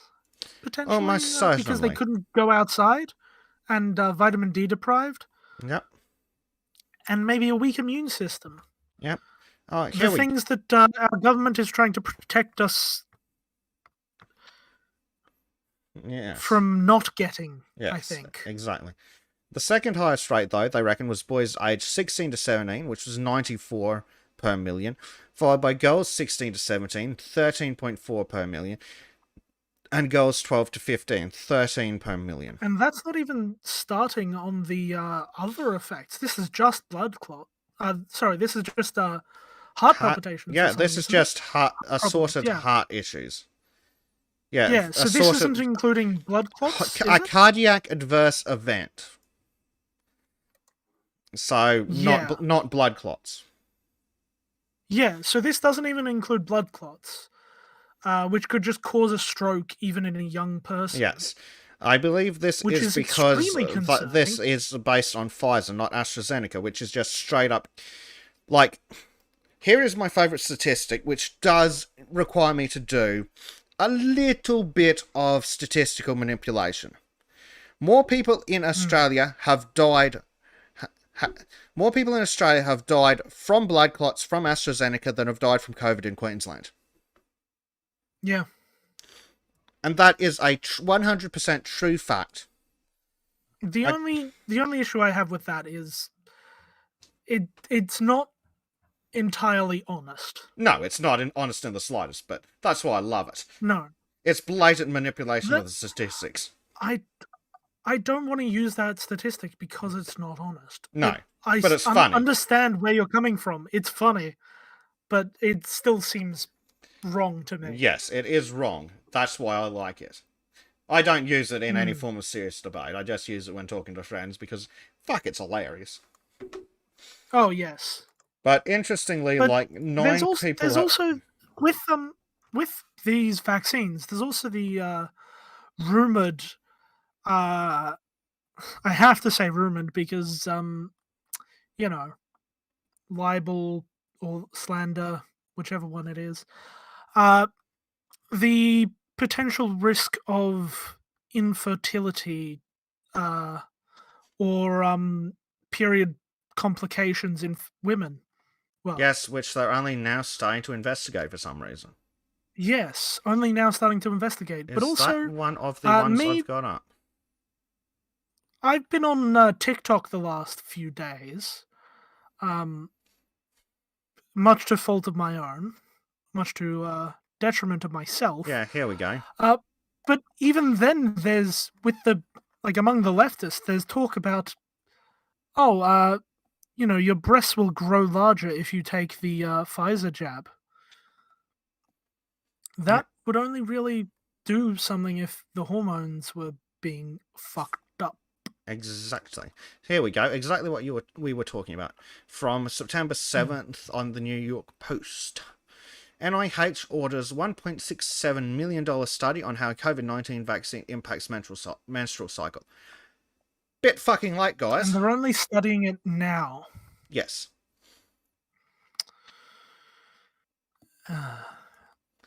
Like I said, I can't imagine how much harder it's going to be for people around our age group when we grow up and try and start a family if all the women are vaccinated with a fertility restricting vaccine. Yes. Well, we can kill two birds with one stone when we ask the women that we're potentially interested in, have you been vaccinated? Yes. Well, okay. Your fertility is in question, and so is your judgment. Sadly, I don't really know if the judgment is in question because we're basically being forced to take it now. Yeah, like... Ugh. So it might not even be judgment in question. Yeah. It may just be what situation you were in.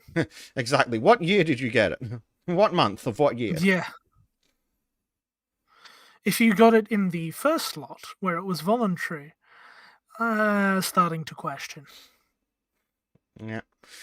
So, to follow on from the article we just looked at about the boys getting with 6 times higher risk of cardiac issues, an interesting article was linked from that. From 10th of September 2021, also from The Telegraph. Ignoring expert advice on child vaccines will dissolve public trust in the state, ministers warned. Backbench rebellion over government's willingness to chart its own course independent of the country's scientific advisors. Yeah, no shit. I mean, this is all. These articles are from England, but we're experiencing the same thing when it comes to child vaccines. Yes, we seem to be in the same place. It's available to, actually, we're worse. It's down to 11 for us. But also our Year 12 students are being high priority vaccinated so that they can get to their exams. Yeah. Or you could just, put in a little caveat in that police issued arrest these people, saying, don't arrest these people. Or even better, just don't arrest anyone and get rid of these fucking laws. Yes. These utterly insane bullshit. Yes.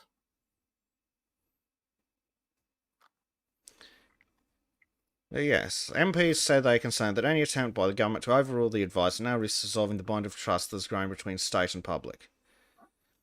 Last week, the JCVI delivered its long-awaited verdict, saying the margin of benefit of jabbing 12 to 15-year-olds was considered too small and saying the low risk to healthy children from the virus. Based. However, Mr. Javert, who we will now have to throw out with bathwater, said he wanted Professor Whitty and the Chief Medical Officers from Scotland, Wales and Northern Ireland to consider the vaccination of 12 to 15-year-olds from a broader perspective. What? How much broader than whether or not they die from the fucking thing, or do you need to get? Yeah. How many kids need to die from these vaccines that you will stop mandating them to not people even who don't die. need them? Heart problems that they survive. Heart problems. Oh, and also so they end up disabled for the rest of their lives. Also, these vaccines produce the spike protein, which is which will actually thicken your blood when it attaches to cells, and that could also make larger problems down the line that just slowly start to pop up, as I have seen from a couple medical people speaking out on alternate news sources because, God forbid, these things get covered. So we don't even know all of the heart problems that they could potentially be dealing with down the line. Exactly. Or all the other assorted issues that might come out in 2025 after the end of the 5-year tests that have, for some reason, been completely fucking skipped. Yes. Or even, who knows, 2030 when the 10-year tests come in. Won't that be a spicy release? Yep, well, what I'm looking forward to is going to be in the next couple of years when we see what happens to all the pregnant women that have gotten poked. Oh, gosh. But it's FDA approved, Biden says. Yeah, so is thalidomide, you fuckwit. Yes. And we know what thalidomide did. Don't know what this is going to do. Whatever it's doing, it can't be fucking good. No. If it's messing with people's hormones and periods and things like that, then who knows what it's going to do to actual unborn children. Yep. Right, so we were talking Who knows, about... they may get their mandatory abortions. Who knows? Maybe they'll get their depopulation. Yeah. But yeah, so going back to our alleged behaving rationally, Australia could afford to eat the cost of any extra doses and donate them to poorer countries. Yeah, theoretically. Australia then could have matched its... Or we could just not buy so many. Yeah, but again, if they were acting rationally on the assumptions that COVID is extremely dangerous and the vaccines are safe and effective, if they're operating on those assumptions, logically you'd get every bloody vaccine you could get your hand onto and get it to everyone who wants it as soon as possible. Yes. Unfortunately, even on those assumptions, they've fucked up. Even on those assumptions, they've already bought way too many doses as well. Well, that's it. They've brought more doses, 3 times more doses than the population of the country. Yeah. So I hope Cooper's looking forward to his booster shot in 7 months.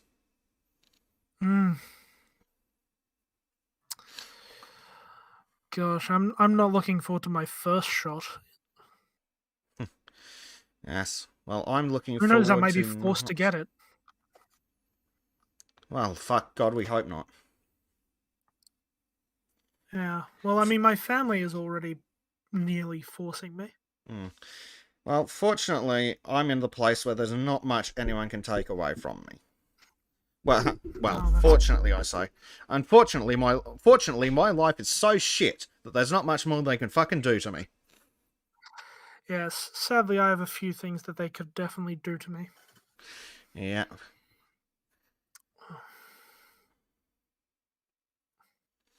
Yes. Yeah. So, instead, Australia invested inadequately in vaccines, and once it acquired doses, was too slow to get them into arms. Of the 16 million doses of the AstraZeneca vaccine that have been released to the government by manufacturer, blah blah blah, only about 8 million have gone into the arms of Australians. Citing concern about blood clots and a widespread preference for the Pfizer vaccine, a further 1.6 million doses have been sent offshore to help regional neighbours such as Papua New Guinea, Fiji, and East Timor tackle COVID-19. But about 6 million doses are yet to be used, even as more than half the nation is in lockdown due to outbreaks of the highly infectious Delta variant. Australia's... Highly infectious, not highly deadly. It's not really a concern to most people. No. Australia's low infection and death rates, which the country achieved both by being surrounded by water and by adopting harsh restrictions on liberty, seemed to sap its urgency when it came to vaccinate, even though that lack of urgency meant months more of basic human rights being abrogated. In hindsight, more urgency to get jabs in arms to end the restrictions would... just that whole concept gets me. Would have saved lives because the country would have been better protected against the unexpected Delta variant. Again, how many fucking people have died and how old were they? Student of history, I'm looking forward to the to going full refugee status to the southern US. Paperwork, a few books, my laptop, and the clothes on my back, and off. I'm guessing that's to the Mason-Dixie line I go. Yeah, Mason-Dixie line. I agree. Bloody oath. Gotta be nice. That would be lovely. As much as I would hate the weather in Florida and Texas, I'd much rather be there than here. Yes. I'd rather be free with shit weather. Agreed. Yeah, the weather in Florida is not terrible. True, it's not bad. It is to me. I really do not like warmth. Well, Really? I'm a Queenslander, so Florida sounds fucking great. I'm a Victorian, and I get annoyed about how warm it gets in spring here. Yeah, well, Wow. maybe. Give me below 12 degrees, and I'm happy. Okay, we'll send you to Alaska. Please.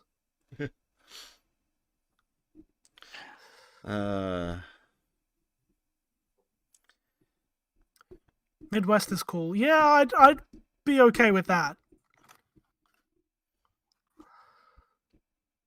Although maybe it's a bit too close to Canada. I'm not sure. Yeah.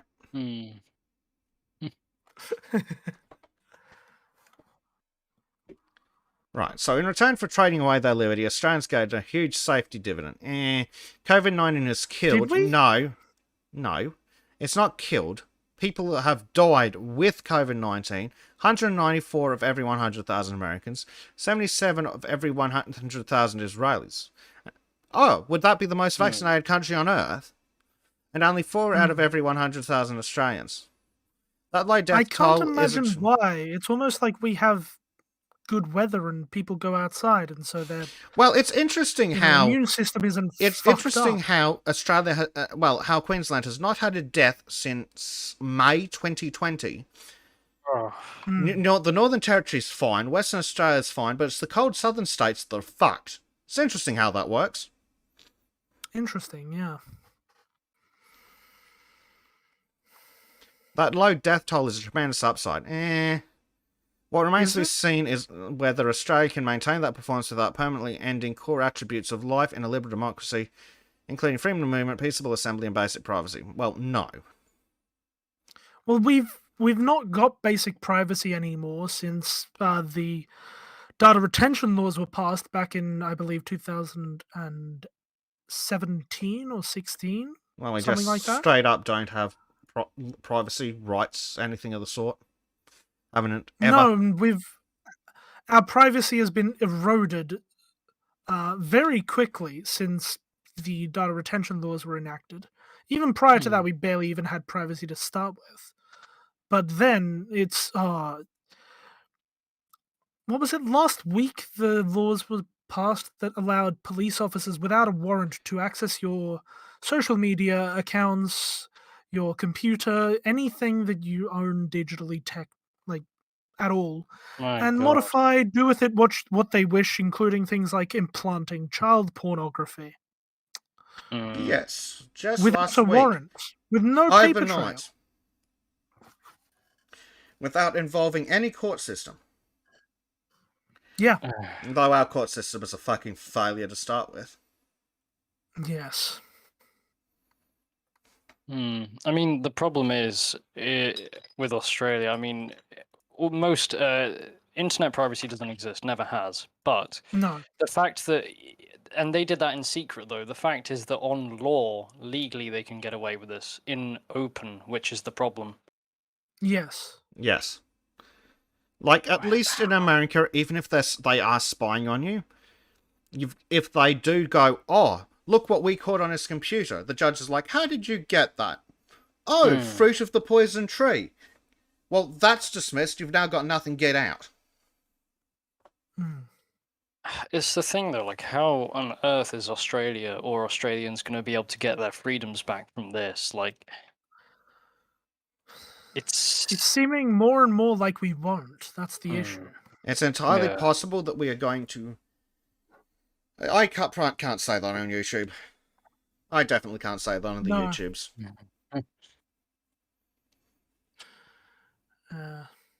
Student of history, plant. I think I know what you mean by KP. Arrest on KP. charges, ruin life and reputation, profit. Yeah, that's pretty much what the police are allowed to do these days. Yeah. I mean, look at the. Actually, no, I'm probably not going to say, but like a famous shooter's brother. What happened to him? Yeah. 4 Student of terabytes history, on yes. a 1995 Windows, which definitely is going to happen. Yeah. Student of history, yes, I realize I'm just used to not quite seeing it in that way. No, normally Used to we're seeing used the to seeing C it, first. yeah, CP.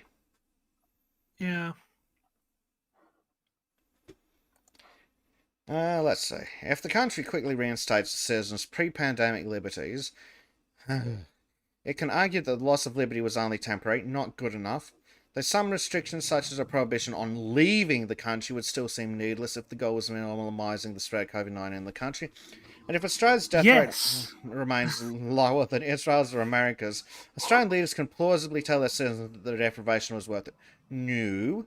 If not, supporters will have a much harder time defending a record that includes handcuffing a small group of teenagers after they gathered for an outdoor hangout. Yeah, that's also bullshit. Oh yeah. Oh, hello, oil. Yes, getting the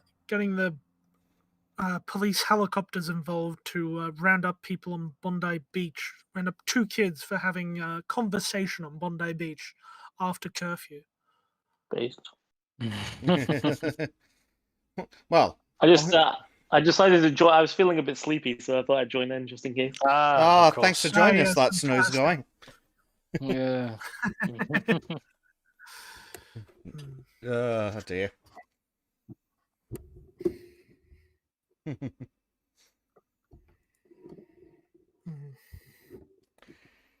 Let's see. Okay. And then they're waffling about, oh, we'll open up when so many people get vaccinated, which is just coercion. Yeah. Yeah, it is. I mean, how many vaccinated people in Australia are there? Isn't it close to? Is it like 30% or more? I have no idea, nor is it relevant to my human rights. So what is it? We've theoretically got nearly. So we've got. I think it was 20-something days before, estimated before 70% double dose. Right. Okay, here we go. We've got percent 50 days fully before vaccinated, 33.2% currently, nationwide. Oh, I was using the Victoria statistics, wasn't I? Yes. Yes. Because remember, Queensland, Northern Territory, and WA are like, we'll be fine. Which is completely understandable. Yes, well, Queenslanders are like, why do I need the vaccine? No one's died from COVID in, like, ever. Ever. Like, no, I mean, like, anywhere. The last death in Queensland with COVID was in, like, May 2020. And, of course, we saw that recently New South Wales had to admit that they were counting people who died with it of blatantly obvious other things. That's scummy. And I wouldn't put it past Daniel Andrews and his regime to do it as well, so... Yeah.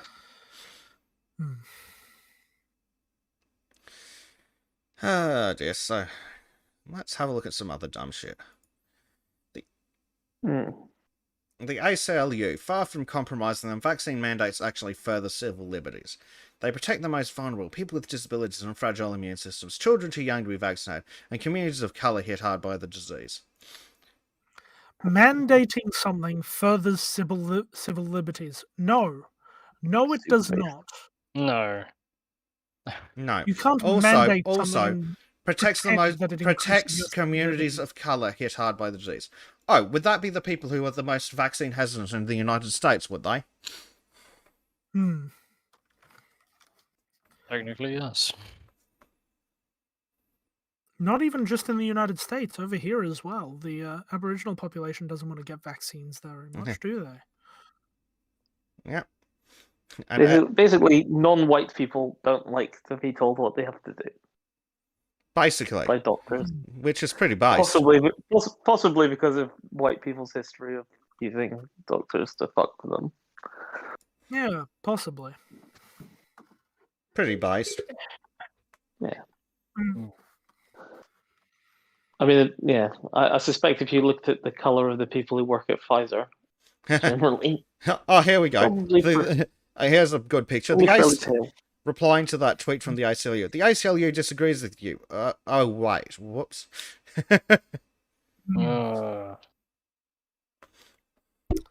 Yes, imagine. Yep. Here, another one. The notion that we must trade liberty for security is both false and dangerous. If we let the fear of a potential outbreak justify the suspension of liberties, we risk undermining our fundamental rights, alienating the very people in need of health. ACLU, January 2008. Wasn't there a quote from one of America's founding fathers as well? I seem to remember one. Give me liberty or give me death. Not that one. The Jefferson. And those who would sacrifice liberty for safety deserve liberty neither. for safety deserve neither and will get none. Yeah.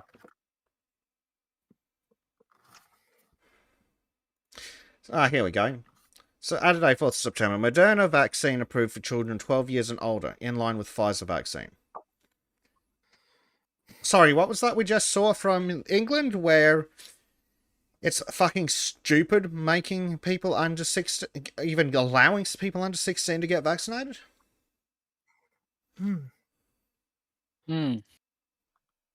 Honestly, under 30 even.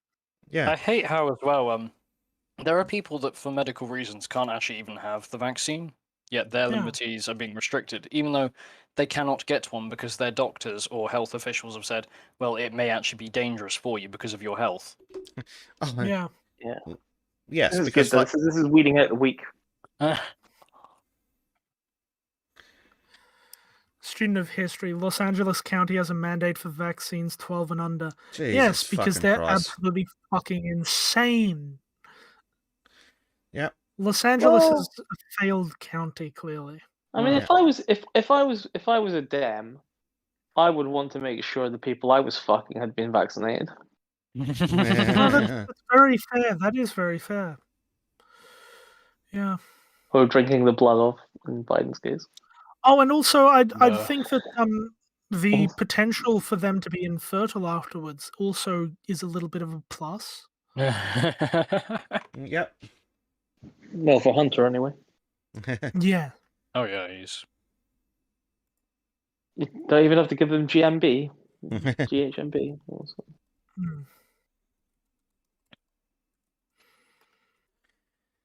Yeah, so the TGA boss confident benefits outweigh risks despite UK concerns, because he's a fucking idiot. Despite the fact that teenage boys are 6 times more likely to get heart problems than be hospitalised by the Coof. Wow. Oh, That's did you not see that, Anglo? No, I have not, actually. So, the Telegraph. Teenage boys are 6 times more likely to suffer from heart problems from the vaccine than be hospitalised from COVID-19. Wow. I mean, that's important for me because everybody, all the men within my family, we have heart conditions. Yeah, Yes. that's also from UK. Our hospitalization rate is significantly lower. So Bloody hell. There's even less justification. That's ridiculous. Yep, here we go. Again. So this is the ABC covering the same thing again. UK's vaccine assessor ups against COVID jabs for children. UK's vaccine advisors have declined to recommend the vaccination of healthy older children against COVID-19, saying the direct health benefits are marginal. Interesting. Marginally greater than potential known harms. Was the quote. Yes, that's dodgy to say. I don't buy that either, Yeah. but at least they're like, it's not worth it. No. Here we go. At a current pace of who cares, we can expect 70% of Australia's adult population to be fully vaccinated by late October. Oh, excellent. Then we could start phase nothing of our reopening plans. Yeah. Because what do we get at 70%? Fucking nothing anyway. What do we get at 80%? Fucking nothing. What do we get at the end of phase 4? Well, still the possibility for localized lockdowns. Yep. Bloody hell. That's... So here we The go. Australia stuff will have to end eventually. It can't keep going on like that. Well, maybe the UN will You get say involved like that. we were talking about earlier, Mr. Treve. Would-be Queenslander locked out of state Oh. over shortage of hotel quarantine beds takes complaint to the UN. Yeah. Yeah, because he couldn't return home Yep, well, a would-be to Queenslander... his house that Yep. he has. A would-be Queenslander, Ah. among the throngs of people stranded outside the state, says he's complained to the United Nations that thousands of people are becoming destitute. Bruce Stewart and his family sold their rural property in New South Wales and rural property in Queensland, but found themselves locked out by Queensland's ban on entry due to a shortage of hotel quarantine beds. We moved to a hotel in Canberra to be in the Canberra region for 14 days as an entry requirement to be able to fly to Brisbane, and then we could get on our merry way to our new property. But that stay was blown up by Canberra's own COVID-19 lockdown. Ooh. Now imagine not being able to go to your farm that you own in the middle of fucking nowhere because there are a shortage of hotel quarantine where you're shacked up with a bunch of other sick people. Yes, Beds. with circulated air, because reasons. Yes. Nothing more permanent than a temporary solution. Yes, exactly, student of history. Yes. Exactly. Sad and unbelievable, isn't it? Hmm. So here we go. Calls to remove Burwood LGA from strict COVID-19 restrictions after a few cases recorded. It has recorded just 34 new COVID-19 cases in the past 4 weeks, but the LGA of Burwood in Sydney's inner west is still being subject to the state's most stringent restrictions. Some residents say they're losing hope. John Chan, must be a white supremacist, opened gelato shop Ice Cream Bar at Christmas last year and said loss of foot traffic has been disastrous for his business. There are extra measures we have to follow, and that scares people from coming on the streets even more. My sales have dropped more than 60% because there's no people on the street. Fuck. Yeah. Because of the curfew, people are afraid to come out even for grocery shopping, he said. Ice cream is a nighttime business, so if we close early, we have less chance to get sales. Ice cream is a nighttime business? When? Yeah. In Ice Australia, cream? yes. Really? In Australia, it really is. Yeah. Wow. That's because we have hot nights. Remember, in Australia, our understand. nights are hotter than the summer days in England. Yeah, I know that, Yeah. but like, wouldn't they also have them in the day? Yes, but No, because in the morning it's actually fairly cool, but Oh. once you get to afternoon, it heats up a bit, and when it gets to late afternoon, it's the hottest, and then it only very slowly cools overnight. Yes, and the humidity usually kicks in around 6. Ooh. Yeah, so it's actually shit. really fucking horrible to try and get to sleep at any reasonable hour. Yeah. So people will be coming back from work, and then they'll be like, "Oh my god, this is awful! I want to jump into the river," because, and then they'll be like, "Ooh, ice cream!" And all of a sudden they've got ice cream. Yeah. I like that idea actually. Yeah.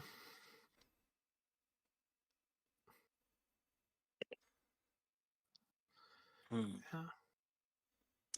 So, Also, my old local ice cream shop at the place where I used to live, they were open until midnight, and they were busy, like line out the door, busy until 11 p.m. most nights. Impressive. Yeah. Exactly. So yeah, it's definitely a nighttime business. Yeah. So the mayor in Burwood said it was disheartening to residents that the Inner West Council, which has recorded 222 cases in the past 4 weeks, was not considered an area of concern.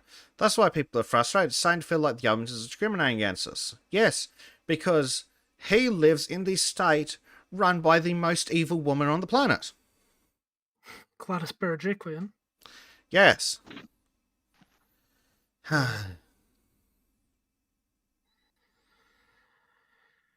She used to be doing well with it, but then all of a sudden she started doing lockdowns.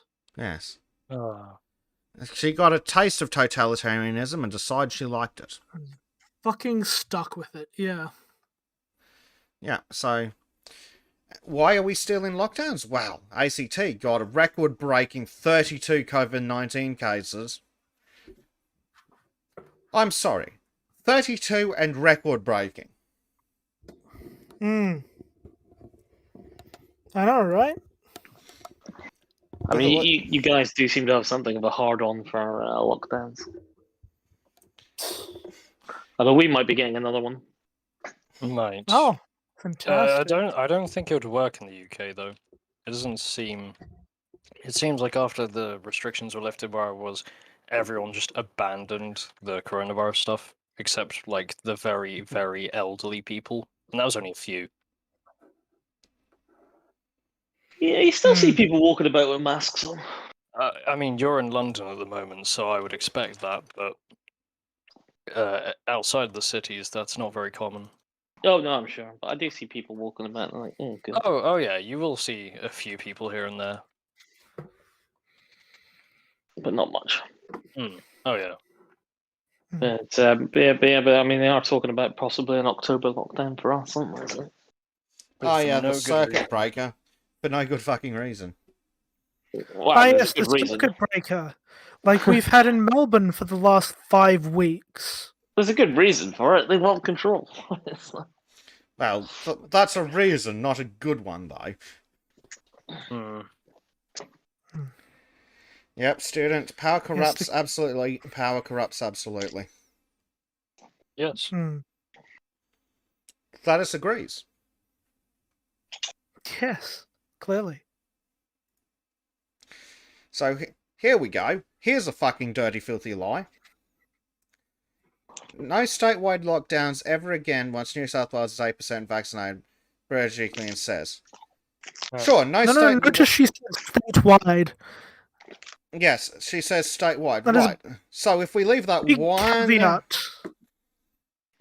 If we leave that one local government area in bumfuck nowhere, out of a lockdown, it's not statewide. Yeah.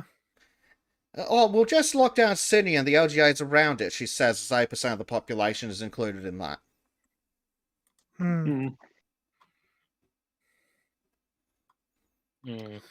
No, I can see future. I can see future governments in years to come having suffered through the repercussions of all this nonsense. Going right, lockdowns are illegal forever. End of story. Oh God, that'd be nice. Please, that would be lovely. Well, that's the thing. Lockdowns are not just inhumane; they're pointless. Like the disease isn't worth worrying about, or it's really fucking dangerous, and you won't have to enforce a lockdown. You'll have to beg people to get out of their fucking houses.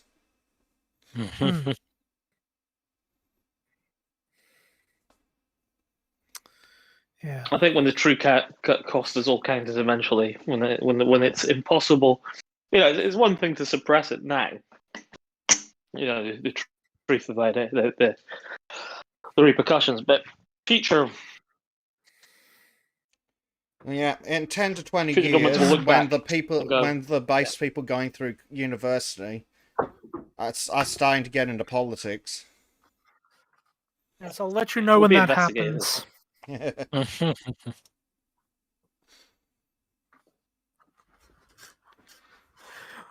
When can I start my political party? Right now. Come on, please. Yeah, why not? I mean, currently I'm looking at Australia 1, and they seem pretty based. That's cool.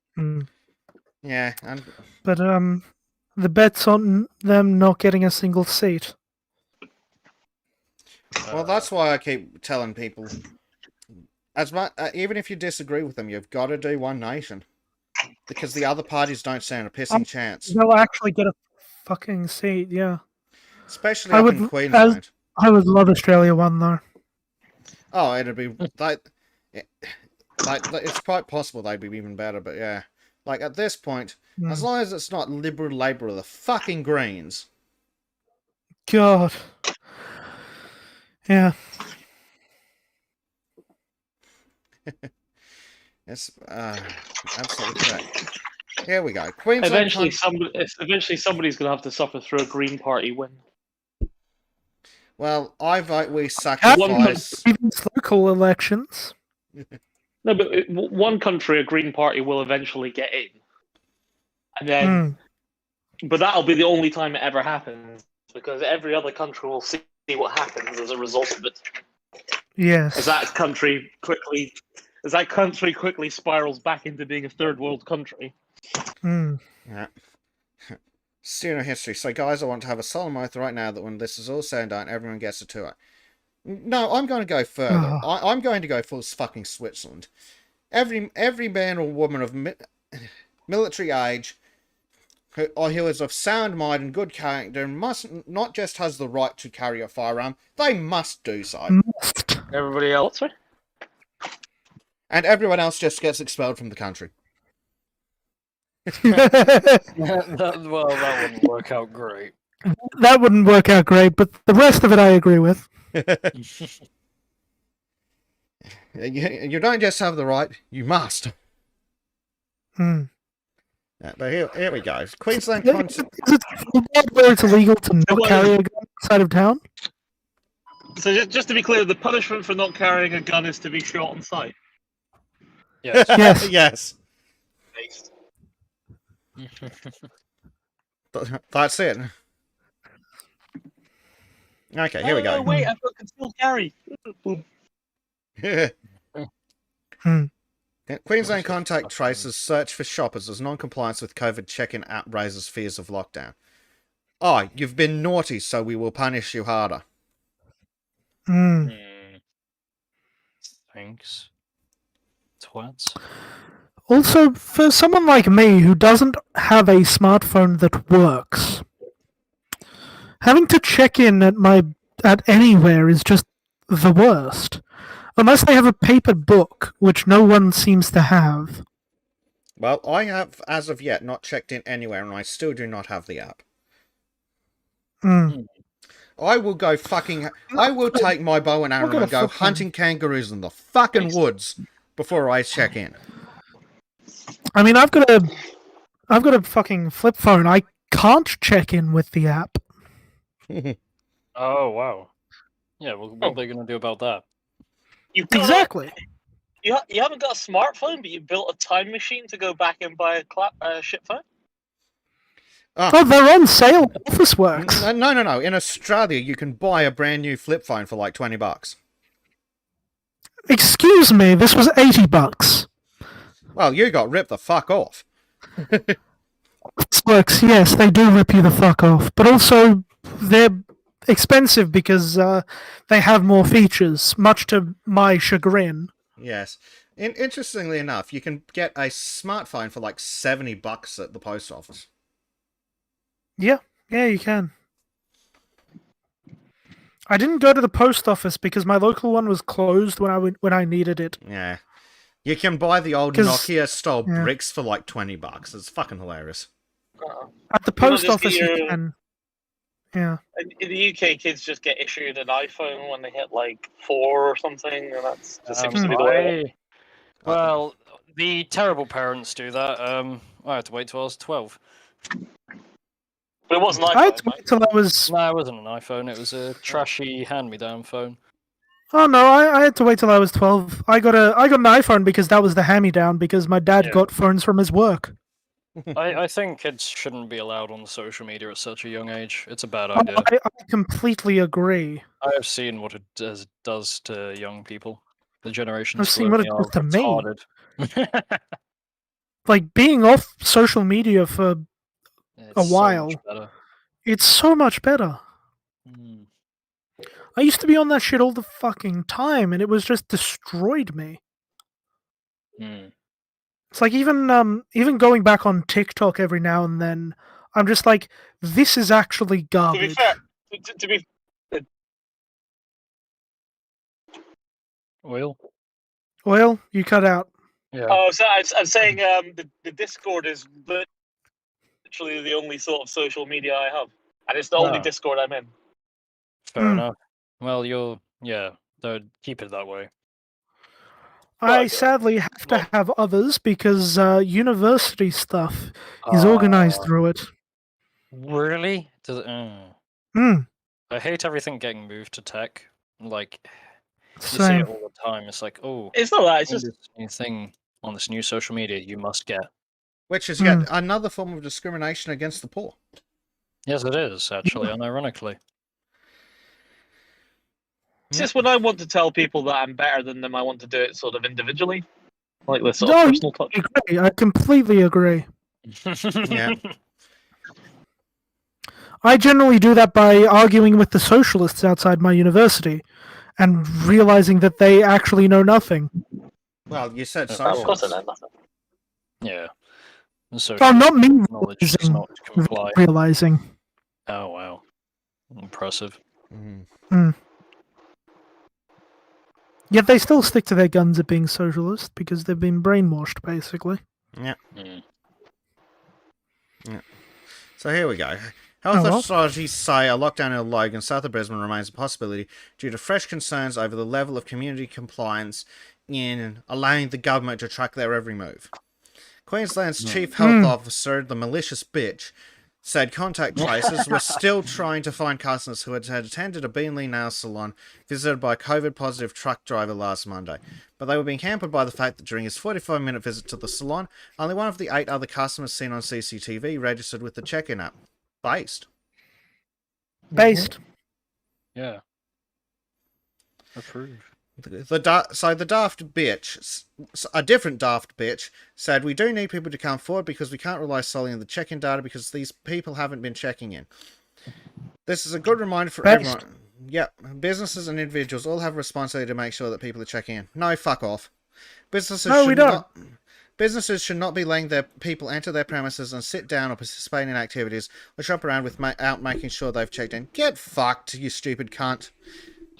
Yeah, but how's the business supposed to check? Have you checked in? Yes. Oh, okay. No, Yeah, show me your that's how phone. we're supposed to Show check. me. Yes.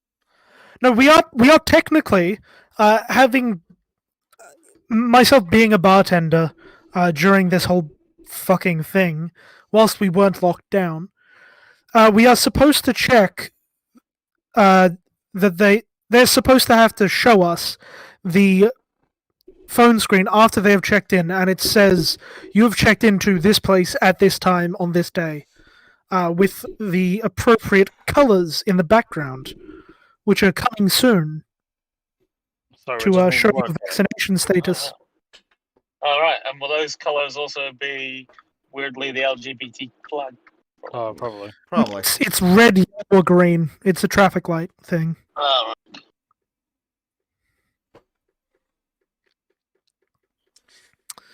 Yeah. So they reckon that some idiot, who's a technology professor for public health and disaster management, right? So it was in the community's best interest to use the check-in app. I assume. Yeah, probably.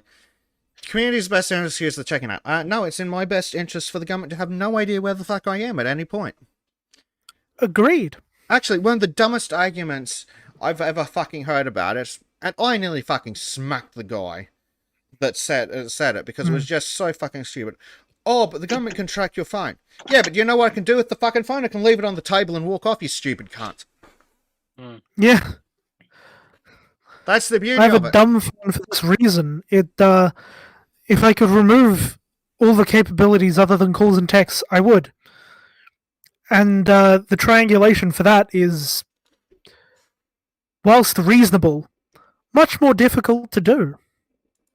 Yeah. At least make them work a little bit for it. I know. If they want to find me, they actually need to put in a bit of effort. Or they should need to put in a bit of effort. Preferably enough that they give up. Yeah. So here's a fucking stupid take on the whole thing. Death care sector struggles under the weight of working alongside in COVID-19. Yeah, interesting how we haven't had any excess deaths. Yeah. In fact, I'm pretty sure our excess deaths is a negative number at this point.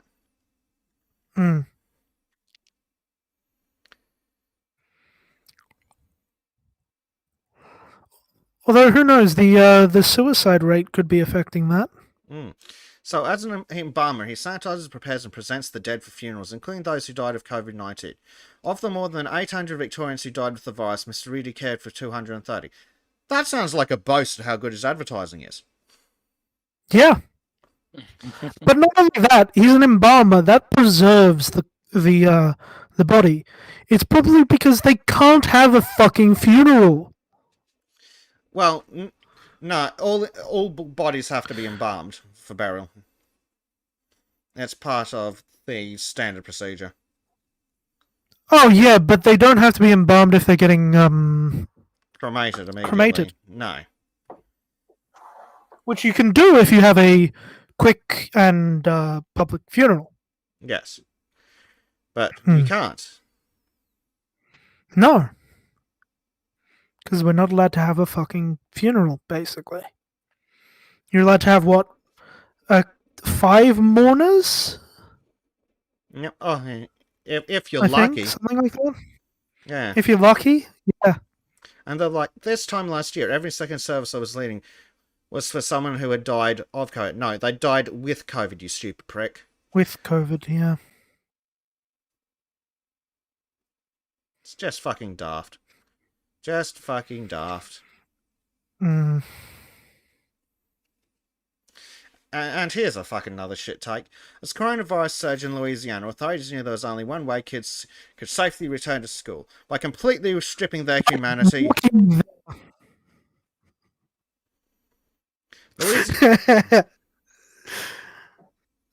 Louisiana's governor said all children who want to come to school must wear a mask. Those whose parents refuse can learn remotely.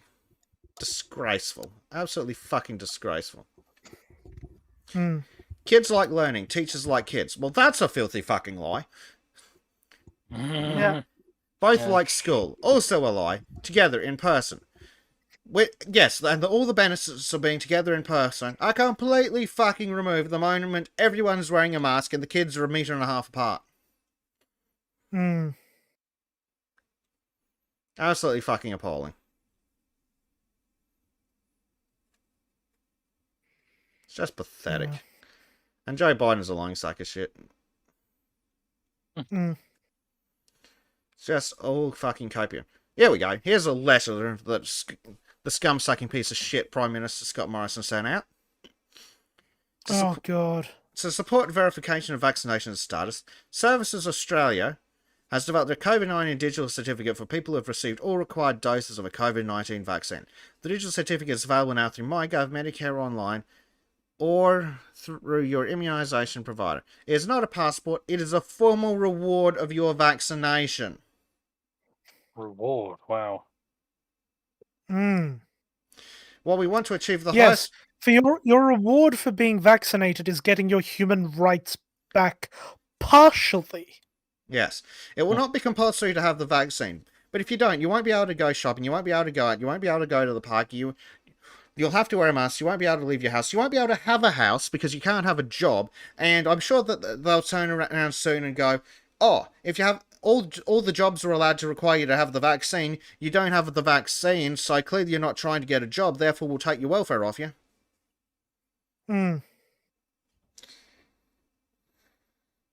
Carried in 6th student of history I says, wouldn't put it past them. Like, honestly, that's the only thing that could push me to getting the bloody vaccine. And even then, I'd almost, there's a potential I'd be willing to stand on principle for that.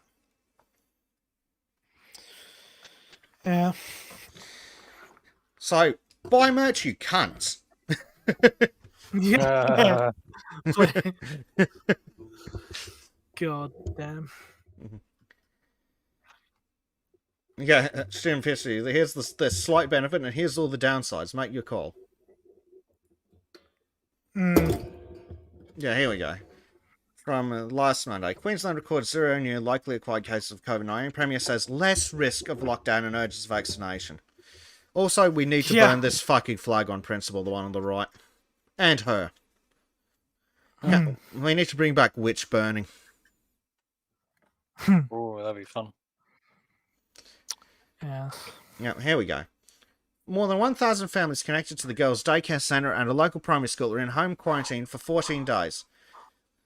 More than 1,000 people who are not, 1,000 families are in fucking house arrest for 14 days because one person has a fucking mild respiratory virus. Yeah.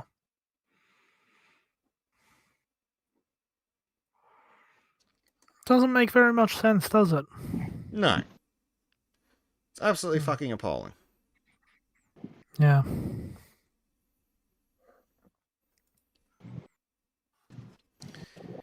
And here we... at least Australia's not the only place doing dumb shit.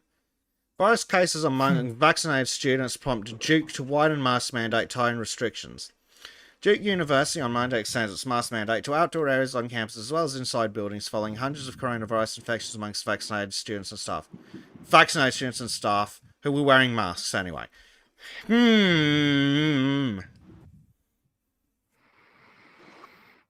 I wonder, is there a precedent for masks working or not? Is there a precedent for these specific vaccines being leaky or not? Gee, I wonder. I'm pretty sure that the true answers to both those questions are legal. I'm pretty sure they are, yeah. Student of History says, I'd rather live under a bridge than be coerced by the government into doing a goddamned thing. If I die of hunger, I can only pray to God that it goes well, that yes, the government will starve you. Based, but I can't bring myself to do the same. Yeah. Meanwhile, Australia is going full Auschwitz. Aussie who is vaccinated and tested negative 9 times uploads video from COVID concentration camp. People locked into rooms for over 300 hours, guards trying to gas them. Ooh, shit. Has it occurred to you that you can actually claim asylum from outside of the country that you want to go to? So you could start asylum claims now. I'm honestly considering doing so. I am too. I'm considering. I think it'd be pretty funny if the UK got 1 million asylum claims from Australia. Well, Bezek, I guess we know what we're starting tomorrow. That'd be quite a good. Well, later today at this point. Yep. It's like start an online campaign or maybe you should go somewhere based like India or something.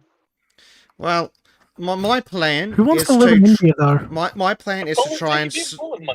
My plan is to sneak into somewhere like Sweden or Denmark, and then Sweden's a hellhole.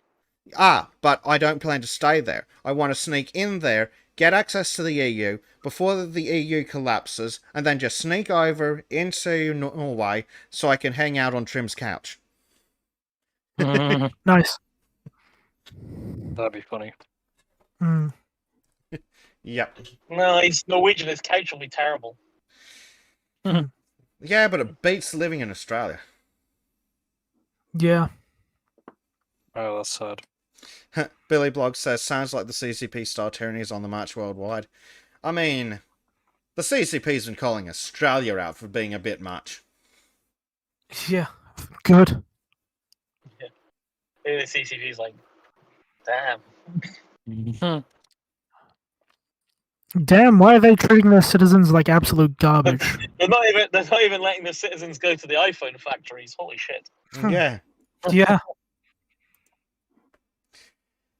So you guys have probably already seen the story where they were claiming that some idiot claimed ivermectin overdoses were backing up emergency rooms. Yeah, turns out not true. Complete with faked photos. Yep, and everything. Turns out he hadn't even worked at the emergency room for like the 2 months previously. Wow. Complete fake. Now, you want to hear something even dumber than Australia's rules? Rutgers bars unvaccinated student from attending virtual classes because you can now spread COVID-19 via 4G. Yeah. No, to be fair, the kids did have 5G. Oh, 5G. That must be the problem. Yep. A New Jersey student has said he is barred from taking classes at Rutgers because he has not been vaccinated, even though he's only studying virtually from home. Logan Hall, 22, told NJ.com that he had largely ignored the school's COVID mandate because all my classes were remote from his Sanderson home some 70 miles away. But he was locked out of his Rutgers email and related accounts when he went to pay his tuition at the end of last month and was told they needed to be vaccinated even though he had no plans to attend in person.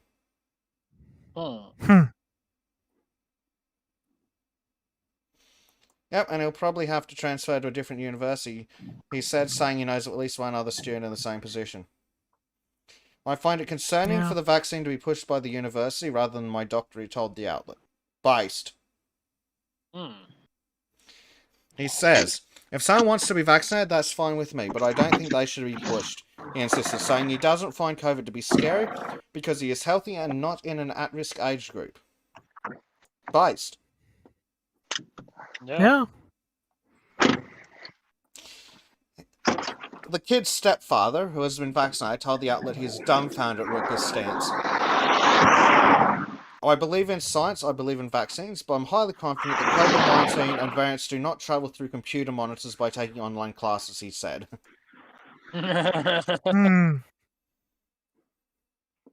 Electrovirus. That's the new shit. Yep. Just wait and see, it'll happen. Yeah, he's got Stuxnet. Don't go near him. Yeah. Meanwhile, in Israel, Jerusalem Post, over 2 billion people worldwide have been inoculated against COVID-19. Now Israeli researchers are trying to learn if mRNA vaccines are dangerous long-term. Bit fucking late! Yeah, you should not use something that you haven't fully tested on your population. That's a fucking terrible idea. Yeah. Yep. As thousands of Israelis rush back to their health funds in search of a third COVID-19 vaccine shot and a green pass from isolation after travelling abroad, others are asking if another injection of messenger RNA is safe. Wow. The thing is with all this vaccine stuff, if these vaccines do cause harm in the future, doesn't it mean that these doctors will lose their licenses because one of the rules is they must not harm? They Theoretically. But reality, no. Like, it was a mistake to stop people from to say that you didn't have to take the oath. And they stopped requiring the oath. That was a fucking mistake. Yeah. What? Sorry, what? Hippocratic. Not That's hypocritic. not a requirement? No, it hasn't been a requirement for years. In Australia? In most countries. Really? Yeah. Most have got away with it. Interesting. Yeah. Wasn't aware of that. Yep, and that's the kind of problem. Now, here's what the future looks like. New research reveals what living with COVID-19 could look like into 2022. A new scientific paper has delivered a reality check for people hoping to be freed from their face masks when Australia reaches its 80% COVID-19 vaccination target. How about fuck off? They said face masks should remain mandatory indoors until at least the first half of 2022. Restrictions on major events would be likely the last ones to ease. There will be some basic measures still in place well into 2022, like mask and density limits. But on the other hand, there won't be any more lockdowns. That's a fucking lie.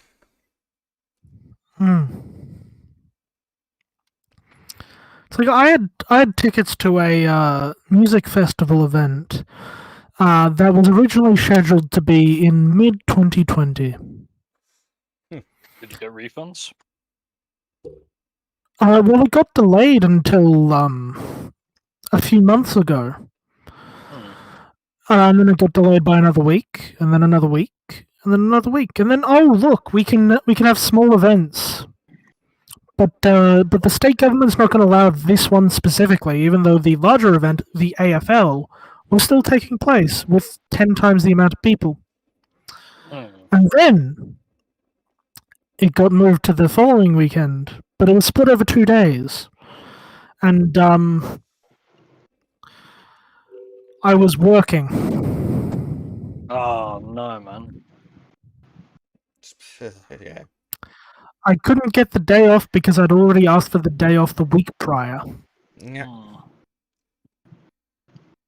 And we're on a rotating roster, so I can't exactly skip 2 weekends. That's pretty Yeah. good.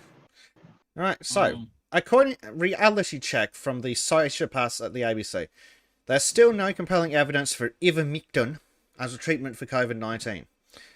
Yes, and the article then goes on to say it's basically because we haven't bothered fucking looking. Yeah. But also, it seems like it's safer than taking a vaccine, because this has been around for many, many years. I think it's been around Highly for researched. 40, 50 years, and there's never been a single death associated with it. Yeah. And it won a Nobel Prize as well. Yes. Nobel Prize for Medicine. Oh, here we go. That warning came after the Mississippi State Department of Health revealed that at least 70% of coal source poison and controls are related to ingestion of livestock or animal formulations of ivermectin purchased at livestock supply centers. Well, we've established that to be a fucking lie already. Yeah, here we go. According to most up-to-date science, there is not enough evidence to conclude that ivermectin is an effective COVID-19 treatment. Interesting, because early research showed promising signs. So, I mean, this thing's also been around for years and it's been constantly used. Yeah, like, Yeah. why not try it? It's been around for years and it's got no side effects whatsoever on a scale of... Yeah, but when you look at it in human concentrations, like, the risk of side effects from it is phenomenally low. Like, it's essentially, it's functionally zero. Like, we're talking So like rounding error off 0. It's like you can round to 3 decimal places and still not have anything other than 0. Exactly. It's on the World Health Organization's list of required medication for the treatment of river blindness. It's perfectly safe. So, why the fuck would you not try it? Doctors have been using shit off-label for decades. They are literally allowed to do that as long as they explain it to the patient.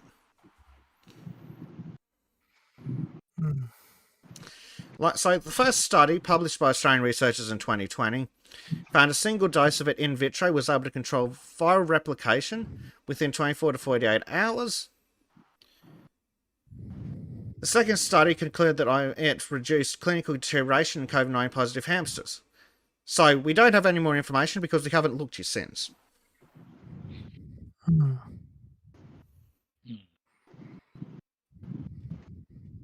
That's basically what the article says. Yeah.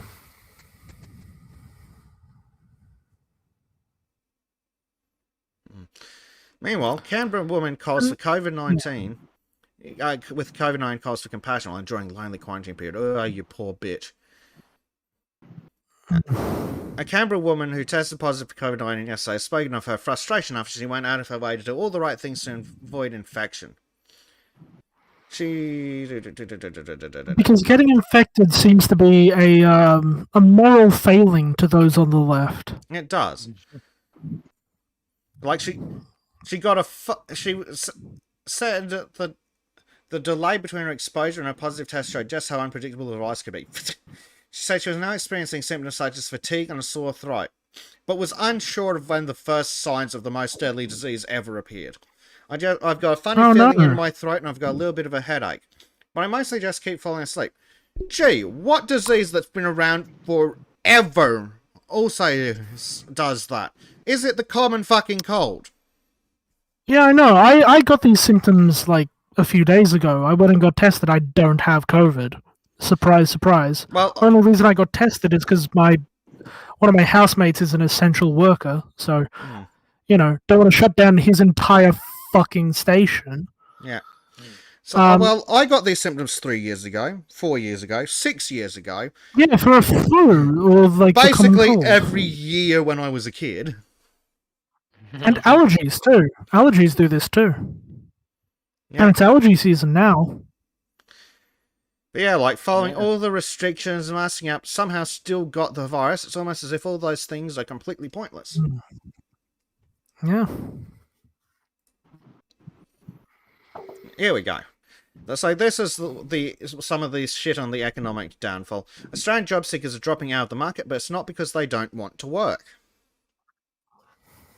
It's because they can't. Yes. And they've given up. Yes. At any given time, there's a proportion of the population over the age of 15 who are not working. Some want to work while others do not. There are two possible reasons they say that millions of Australians are on the workforce sidelines. The first is that the system, which we'll explain later, actively pushes people out of the jobs market. The second, that is simply too soul-destroying being unemployed, as the ABS defines it, for months or even years on end. Yeah, both of those happen. Both at the same time, even. Yeah, so in February, 2.2 million Australians were not employed and wanted to work. Out of, what's the population? 26 million? Yeah. Wow. It's a decent chunk. Yeah. Of those 2.2 million, 808,000 were looking for work. This is the group that falls under the accepted definition of unemployed. But the data also reveals 1.81 million did not look for work. Yes, because they're in New South Wales and there's no point attempting to look for a job when you don't know when the country's going to open back up. Well, they're in Victoria and we fucking can't. We physically can't. Yep. Or they're anywhere and they've been on Centrelink for more than 2 minutes. And they're now basically spending all their money on antidepressants so they don't kill themselves. Yeah. And spending all their time submitting documents to fucking Centrelink to make sure they get their payment the next week. And applying for bullshit jobs on Seek that they're not qualified for, simply so they can tick a box for the government. How do they know if you're looking for work or not? How do they know? You have to submit proof that you've applied for X amount of jobs per fortnight.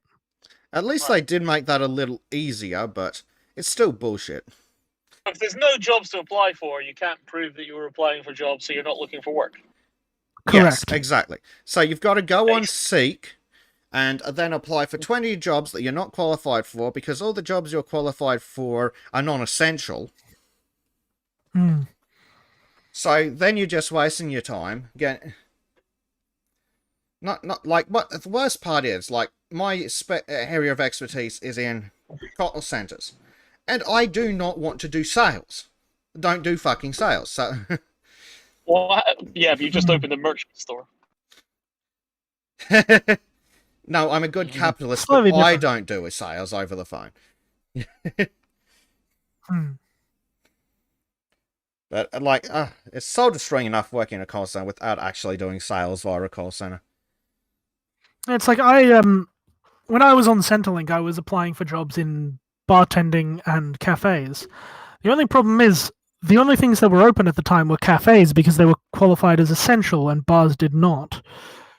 So I got myself a job at a cafe, and as soon as I walked in, I realized I would hate the place, and I did.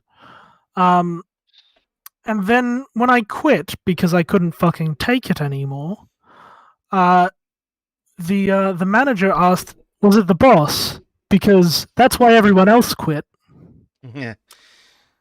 Well, just remember, you've got to be careful on Centrelink, because if you quit a job without what the government determines to be a good enough reason, 8 fortnights you can't get Centrelink payments.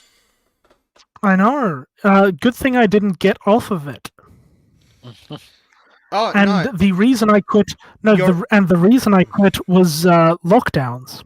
Yeah, but you're actually lucky that they didn't investigate it, because if they'd investigated, I also got my next job for quitting the next day. Yeah, but like unironically, So it was fine. It is functionally illegal to quit a job because you don't like the boss, because you won't get. It's functionally illegal to quit the job if you're being abused as well. Yeah. Like, unless you can the only valid reason is you're terminated or... Oh, yes. Really terminated for reasons other than being shit. If they say that you were terminated for being dodgy, you also don't get your Centrelink. Yeah. Wow. So if they're dodgy, and they say that you are dodgy so that they don't have a slight change in their the people's view of them, then you don't get money for 8 weeks. It's almost as if they didn't want the government didn't want to give you the money. Oh, was it 8 fortnights? Fuck. Yeah. Fucking hell. Student history. While you're talking about 16 illegal, you weeks, can't walk out. Well, you can walk out, but if you don't have a good enough reason, the government won't give you unemployment benefits for the first 16 weeks. Yeah. So it's 3 months. Yep. So what are you supposed to do for food? Nothing. They don't give a shit about that. Just die. Interesting. You're either working or dead, according to the Australian government. And if you're on Centrelink, they'll fucking make sure you kill yourself. Oh, yeah. They're very, very good at that, I tell you. That's why most of these people aren't looking for work. It's because it's a daily struggle to get out of bed and then not jump in front of a bus. Mm. And by God, was that the case for me last year? I mean, that's been the case for me for the last, hold on, do some quick math, 12 years? Hmm. Yeah. And even when I've been working, my mental health hasn't been great because it's the modern workplace and the bosses are cunts. Oh, yeah. You really have to find one. You have to really struggle to find a place where the boss isn't a cunt. Yeah. In low-paying work, at least. Yep. The rest of it, you have a bit more freedom. You know what the best part about it is? You don't count as meeting your obligations for Centrelink unless you are working 30 as self-employed. You only count as meeting your mutual obligations if you're working 30 hours a week at the equivalent to minimum wage after profit and loss.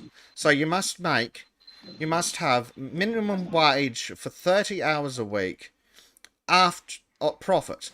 Otherwise, doesn't matter if you're working 100 hours a week. Doesn't count. Yep. So you've still got to jump through the fucking hoops.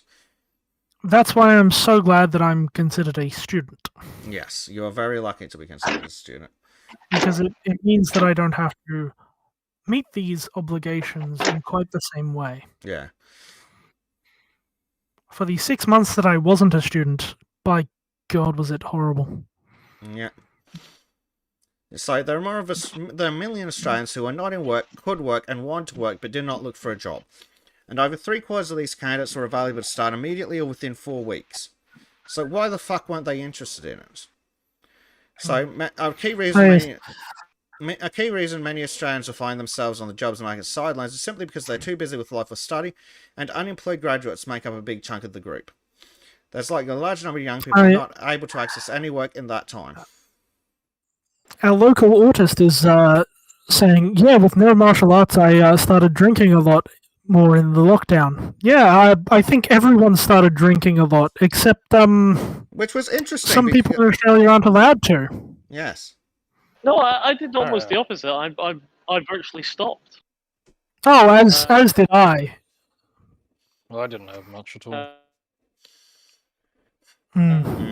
So, why people aren't looking for work? That's the main reasons. The main one, so 100, you've completely roboted out, or so we can't hear a word.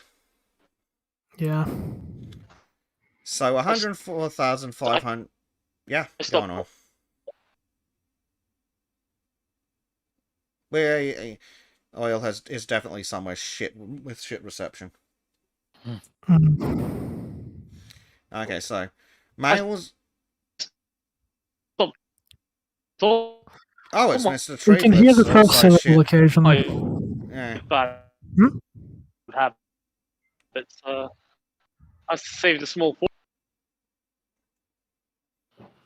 God, that's some weird audio coming back from your entry. If I can hear oil. Oh, really? Yeah. I don't see why you would. I'm wearing headphones. It's strange. It's really fucking strange. Okay, so anyway, main reason is attending an educational institution.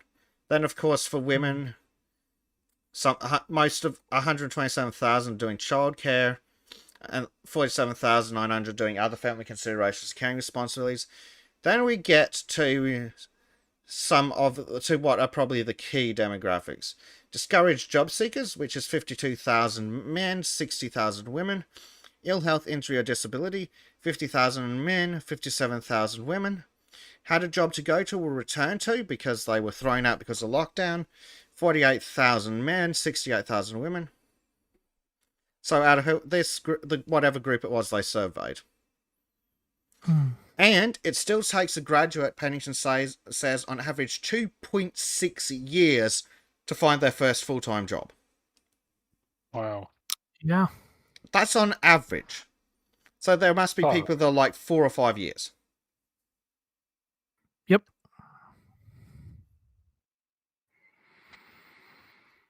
They then go to wank off about childcare, but the government will pay for nearly all of your childcare, so that's bullshit. Then, fed up with looking, it's possible the reasons mentioned so far don't come as a huge shock to you.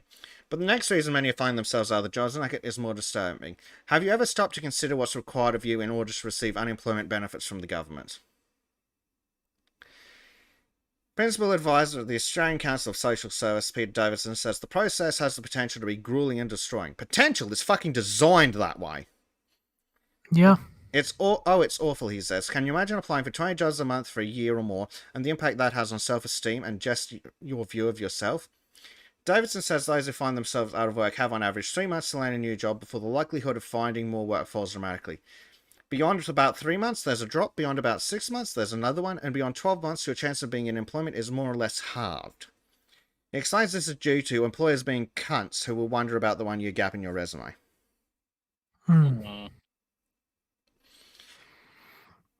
Yes, I was asked about the 6-month gap in my resume in hospitality, and that was mainly because there was 6 months of lockdown. Yeah. Fucking dumb cunt employers. Many Australians decide, you could argue understandably so, to go without payments from Centrelink. Fucking oath, if you can afford it, why would you go through that shit? Yeah. At least that's what ABS figures show. Where are they receiving income? Well, economists say it can range from different sources, including savings, investments, and help from friends and family. That's it. People with savings who are likely to get another job just won't bother with Centrelink because it's a pain in the ass. It's not fucking worth it. Yeah. There's some people with the bank of mum and dad generally just bank with them. Exactly. There's a separate group of people who economists say have been punished by what they describe as a harsh unemployment welfare system. Equity economics lead economist Dr. Angela Jackson believes unemployment benefits act as a disincentive or an impediment to finding work for this cohort. For example, a job candidate without any savings to draw on is going to find it challenging buying a new shirt for an interview or even travelling a long distance to get to that interview.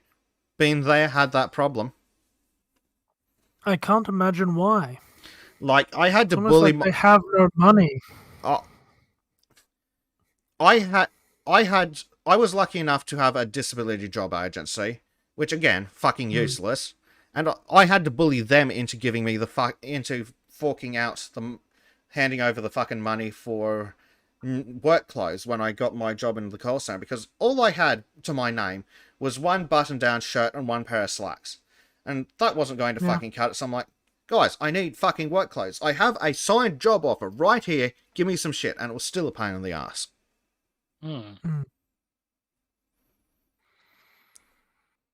Yeah. Our systems are not very great. In fact, our current system of welfare effectively says to people, you're out of work. Okay, here you go. Have some poverty. See how you go with that on top of looking for work. And it just makes it harder, Jackson says. The theory of, make it a bit tougher for people and they'll try harder is completely disproved by the evidence. Our system at the moment doesn't support people to get back to work in any meaningful way. And then the lying sack of shit Josh Frydenberg rejected that idea. He said, off the back of our unprecedented $291 billion in economic support, more than 1 million jobs have been created. That's a lie. And unemployment rate has fallen to 4.6% the last 12 years. Yes, because hundreds of thousands of people have dropped out of the job market, you half-wit. Yeah, because if you're not applying for jobs constantly, you're not considered unemployed. Yes. He also said, earlier this year, at a cost of $9 billion of our fucking money, the government made the single largest year-on-year increase to the rate of unemployment benefits since 1996. Yes, because they had can't. temporary measures. Yes, but Temporary. since 1996, the extra $50 a fortnight was the largest single year-on-year increase since 1996. Which tells me that we are currently getting what we should have been getting in the year 2000. Yeah. The actual unemployment rate. The Treasurer's response raises another question. Is it fair to speak Australia's unemployment rate is the lowest in 12 years? No, it's not, because it's bullshit. Well, research house Roy Morgan, who are usually pretty good at their numbers, I have no idea about their politics, but their numbers are nearly always good, has its own measure of unemployment, which it released yesterday. In addition to those who are unemployed, 1.18 million Australians, 8.2% of the workforce, were underemployed, working part-time but looking for more work, Roy Morgan noted for the month of August. In total, 2.54 million Australians, 17.7% of the workforce, were either unemployed or underemployed in August. Pennington says the same figures and referenced an Pennington has the same figures and referenced an underutilization rate, which combines the unemployment rate with the underemployment rate at over 20%. At the same time, you have to do your 20 job applications a month. So 20% of the workforce are applying for jobs, and all of them will be on Centrelink, probably. So they're all putting in their 20 job applications a fortnight. The employers are getting swamped with bullshit applications from people who have no chance of succeeding. Yeah. The official... Makes it much harder to do anything. And yeah, makes it damn near impossible. The official unemployment rate is just the tip of the iceberg. Underneath that iceberg is a great chasm of people falling behind in the labour market that's failing to put them into jobs. As for the headline rate, Roy Morgan has an Australian unemployment rate of 9.5%. Just when you say about people being swamped by applications, you do realise that no one actually reads your application. Oh yeah, we know this. We know this. But when an employer is getting 50 things for every job, and 99% of them are just garbage and instantly get chucked out. But here's the thing, assume that a decent application is going to get chucked out with them occasionally. No. This is the thing, and I'm constantly telling this to people because people are stupid. How do you actually think applications are sorted? An AI does it. We know this. Right. Oh yeah, generally, right. but also, even if you're in the industry, even after the AI sorts the it, manager does read them. No, hang on a second. I'll explain to you how to get more job offers. All right, because I've been doing it my whole life and I'm excellent at it. Yes, all copy and paste the job description into the resume and make it white. Yeah, did I tell you this before? No, it's just been known for years. That's a fairly common knowledge. Nobody does it. No one does it, but it's common knowledge to those who know what they're doing. Yes, for a job you actually want, you do that, but when you're just trying to meet your quota of 20 jobs for the government, you just go and seek and go, apply, use this resume, submit. Yeah. Because you don't care. You're just ticking boxes so you can eat that fortnight. Yeah. I was saying it doesn't slow a company down because they never even see those. Yeah. No. But if you're in hospitality, even when you count the ones who get past the AI. Yeah. Even when you get past the ones that get past the AI, you've still got a phenomenal amount of applications because 20% of the fucking labour force is applying for your job. Yeah. And when you're applying for like small business, like cafes, bars, that sort of thing, they will generally read the resumes they get because they won't get, 500, they'll get 20. But that's still 15 more than they normally get. Yep. Yeah. Well, to be fair, if you're hiring somebody for that sort of job, you might as well just pick one at random. I mean, not really. At those sort of levels, you can generally take a homeless person and teach them to do it. You can, but they need a good personality normally. Well, yeah. To actually be good at the job. Yes, but you shouldn't need With fucking that, 5 years of experience to be a fucking waiter. Hmm. No, that's true.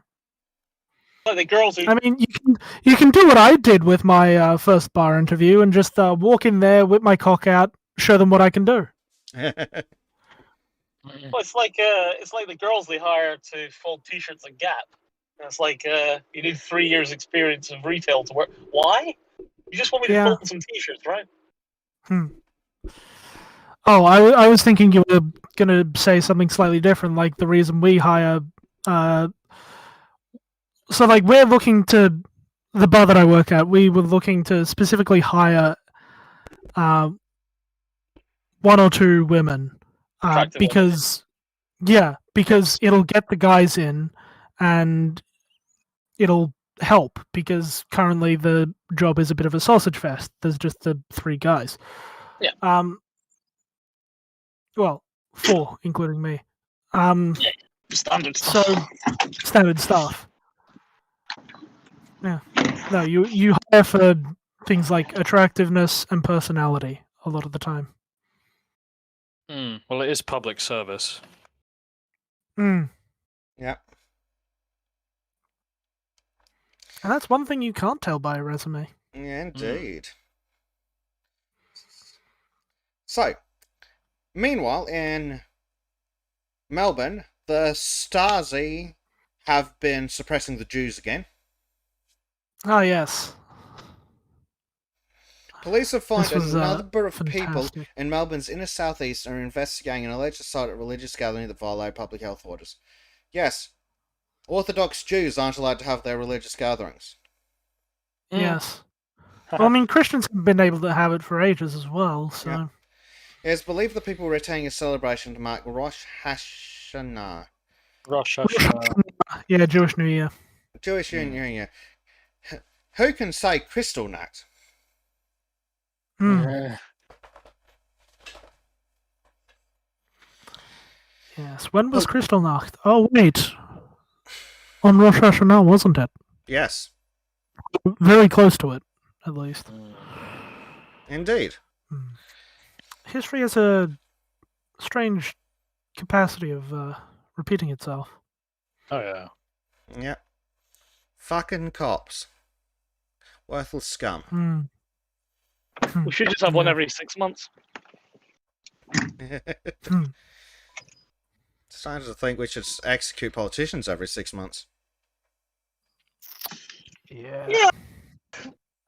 I think there is a good call now to just get rid of literally every pre-existing politician and Something about every term civil limits? servant and just go, right, we're replacing the whole lot of this. It's so Something deeply about corrupt. term limits and electric chairs, maybe. Would you like to go past your term limit? Fantastic. Here's a chair. It's quite a nice chair. No, I'm all up for just randomly selecting members of the population to be the just to take a you need 500 MPs, just randomly select them like jury service, and give them a 2-year term limit where there's not enough time for them to do anything. Yeah, I'd agree with that. Well, I've been saying for years that we should start at the top and execute politicians and bureaucrats until pay them 100. Yeah. Oil, we heard pay them 100 and then you cut out. Oil, you there? Yeah, he's completely gone. Must have fallen asleep again. Oh, he's dead. We just hear snoring in a second. Yeah. Yeah. Okay. So, Wednesday, 8th of September, New South Wales passes 200 COVID-19 deaths since the pandemic began. When did the pandemic begin again? Was it last Tuesday? No, it fucking wasn't. The start of last year, wasn't it? It's Yes. been around for a long time. 200 deaths since March 2020. And this is the shit that they're bringing in curfews for. Yeah. I mean, the year prior, how many flu deaths did we have? I think we have at least I think- 6,000 to 9,000 a year. Yeah, I'm pretty sure you could add at least a 0 to that. Yeah. Well, I think it was And then 6 to 9,000 probably who multiplied by died something. of just the flu. And again, Yeah. those are mostly old people. Like, if you're including old people who die and cancer patients who died of cancer and being old, and the flu just sped things up a bit. Yes, student, only 200 in New South Wales. Yes. Which makes, I think, what, 400 or 600 or something like that in Australia? Yeah, let me check. Yeah, so something that you could add a 0 to and be still under the yearly flu deaths prior. Yeah, literally. We have had a grand total of 1,084. Ever. Oh, 1,084. Fantastic. And 824 of those are from Dictator Dan down in Victoria. Ah, yes, my local area. Fantastic area. Yeah. And again, 800. Add 2 zeros to that and I wouldn't care. Yeah. Yes, student history. Why are they even twitching about this? Because they overreacted they violently overreacted in March 2020, and they are now just covering Yep, they're trying to cover their asses so that they don't look like idiots for overreacting like fuckwits in March 2020. Oh yeah. Absolutely fucking Paul. So that this is just from the live updates thing, which is just boring. It's only really any good for the headlines because they're fucking telling. Meanwhile, in Israel, struggling with COVID-19 despite high vaccination rates, what bullshit lessons can Australia learn? Wow. That does fuck all. Here's the problem. Israel flung the doors open just as Delta arrived. Oh, I thought the vaccine was effective against Delta. Yeah. They completely dropped their guard, someone said, because they thought the Israelis had the audacity to think the vaccine they were promised was effective. Imagine taking someone at their word. There were lots of big gatherings, religious meetings, the sorts of things that sane and vaccinated people would do.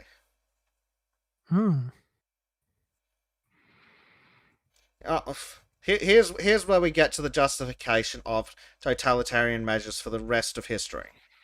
What we've learned from Israel, and what's consistent with the modelling, is that even at 8% you need to have some public health measures in place to contain transmission, said Professor Goebbels, director of the Nazi Party.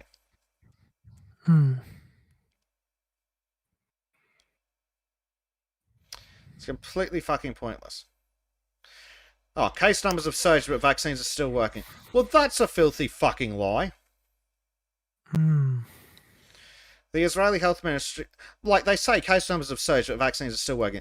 They then say the Health Ministry in Israel published a report suggesting the effectiveness of the vaccine in preventing severe disease dropped from 9% to just 64%. In 6 months. Yeah. But they're still working, even though they've dropped to almost half effectiveness. So completely fucking worthless.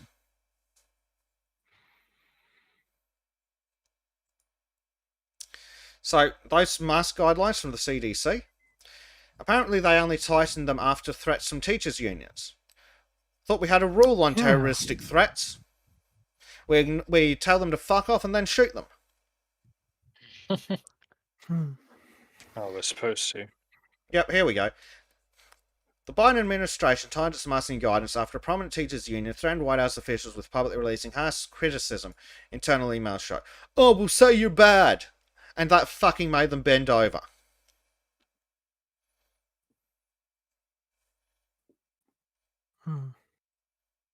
Yeah. Meanwhile, teacher accused of taping face mask on humiliated 9-year-old student. A Las Vegas teacher is under fire for allegedly taping a face mask to a 9-year-old student who forgot to wear theirs after getting a drink of water. Fucking hell. This is not That's the just way to how make right your Charlie point, Sick. is. No shit. A furious Las Vegas mum is calling for the resignation of a substitute teacher who allegedly taped a face match to her 9-year-old son. No, the bitch should be arrested. Yeah. Oh god, this reportedly began after the 4th grade negated Don his face cover after getting up to grab a drink of water. However, instead of simply telling him to put it back on, the female teacher put him up in front of the classroom and taped the mask across the top of his face.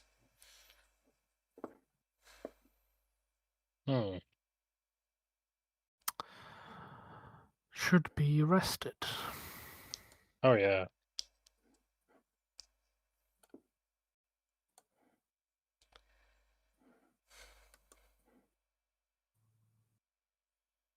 It's absolutely insane.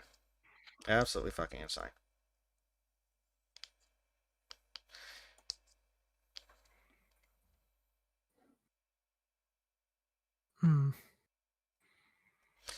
At least the school officials weren't terribly fucking impressed, which is one good thing we can take away from it. Yeah.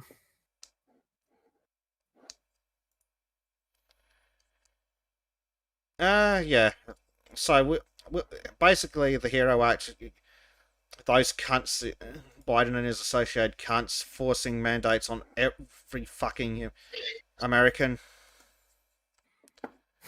We've all seen a million and a half stories of that.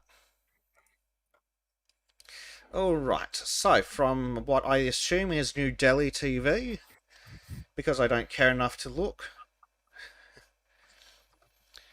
But here we go. Nerve disorder listed as very rare side effect of AstraZeneca vaccine. A causal relationship was considered at least a reasonable possibility. The European Medicines Agency has listed the neurological disorder Guillain-Barré... Oh, fuck off. With your fucking alerts. Considered at least a reasonable possibility. A total of 883 cases of the syndrome had been reported worldwide from about 592 million doses of the AstraZeneca shot.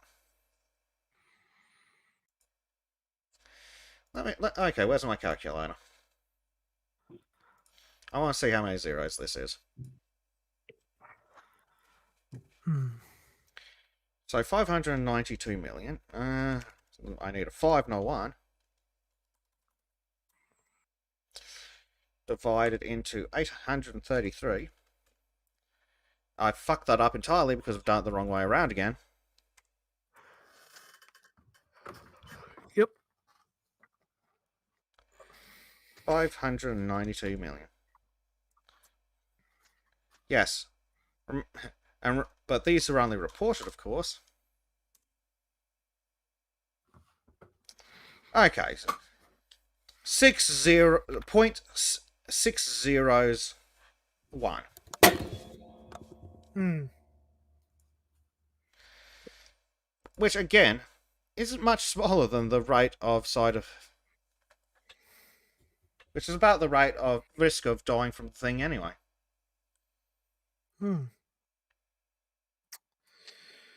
Yeah.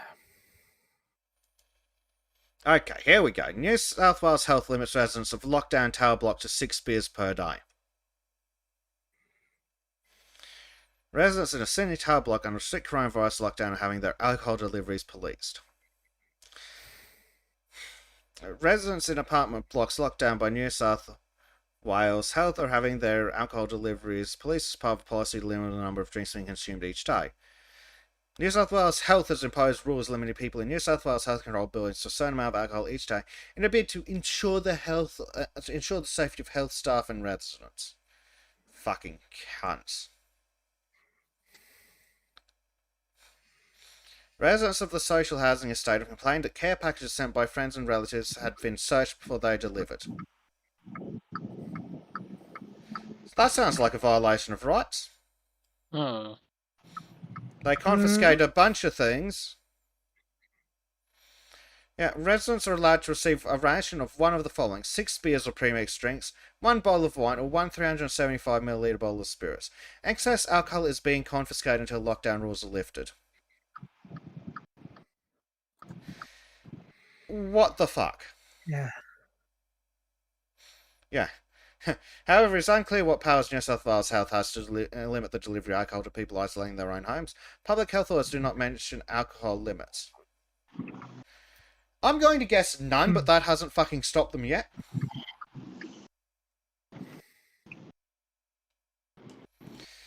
The fact that the fucking police are complicit in this. Just following orders didn't fucking work at Nuremberg, you bastards. Then, of course, we have Dictator Dan. We will lock out unvaxxed people from the economy and the health system in our new vaccinated economy. Yep. At least it didn't say New World Order. That's something.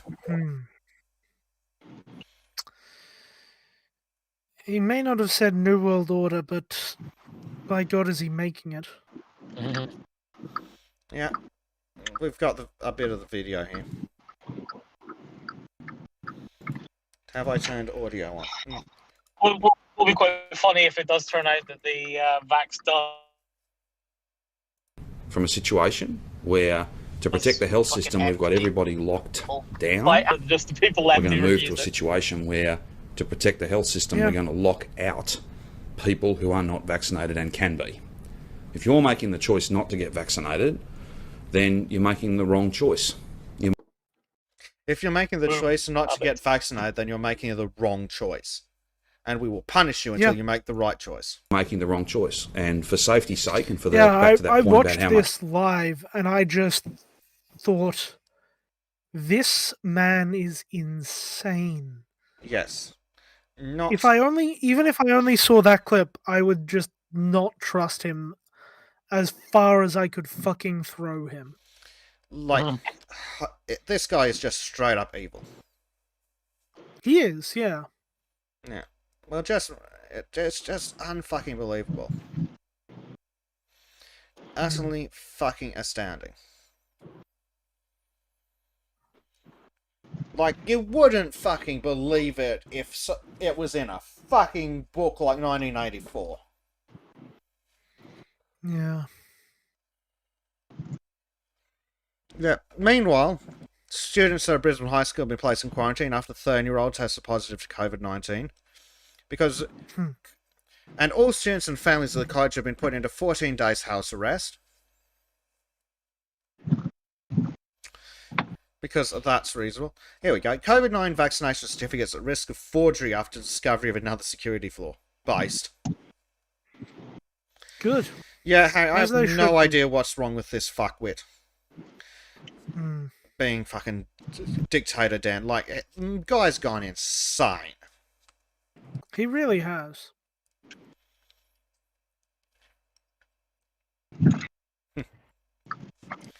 So, apparently, the government is relying on a high school grade permissions password to prevent unauthorized people from being able to alter or copy versions of the vaccination certificates.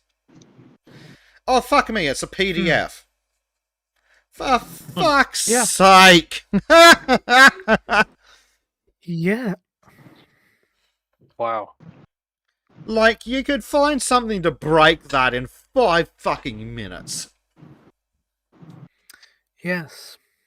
Like, I'm pretty sure they make programs to brute force that. They do. And they're free. Yep. Jesus Christ. Then there's this insanity. New South Wales vaccine passport to be trialled next month. Yeah, that's going to be a no from me, dog.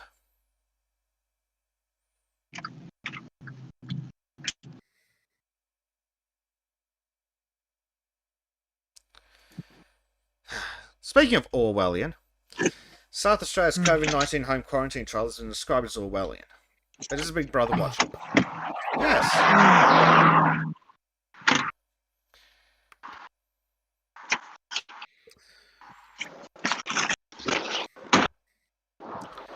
So last month, the South... Oh, Jesus, oil. Last month, the South Australia government launched an expansion of the state's quarantine system to allow returning travellers to complete their fortnight in isolation at home instead of entering many hotels to stop the spread of COVID-19. The eye-catching element has not been the measure itself, but the method. While the approach of using facial recognition technology may be novel, it has also been likened to a piece of dystopian fiction, but does that comparison hold water? Yes! Not going to one prominent so-called civil libertarian. Well, they're clearly not fucking civil libertarian then.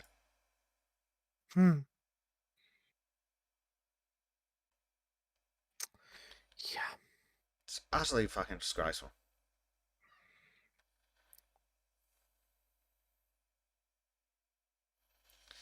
So, why is there backlash? Well, the proposal has divided civil libertarians and prompted consternation among sections of the international media, including the left-leaning Atlantic magazine in the US, based. And it's a left-leaning magazine! Like, fuck me dead, how fucking much do you have to fuck up for the left to be the good guys? Wow. So the Atlantic staff writer Connor Friedersdorf invoked Orwell's totalitarian nightmare in 1984, which depicts a world of pervasive surveillance in which everybody's under the perpetual gaze of sound-like dictator Big Brother, to describe South Australia's approach. Yes, he's right. He's absolutely right.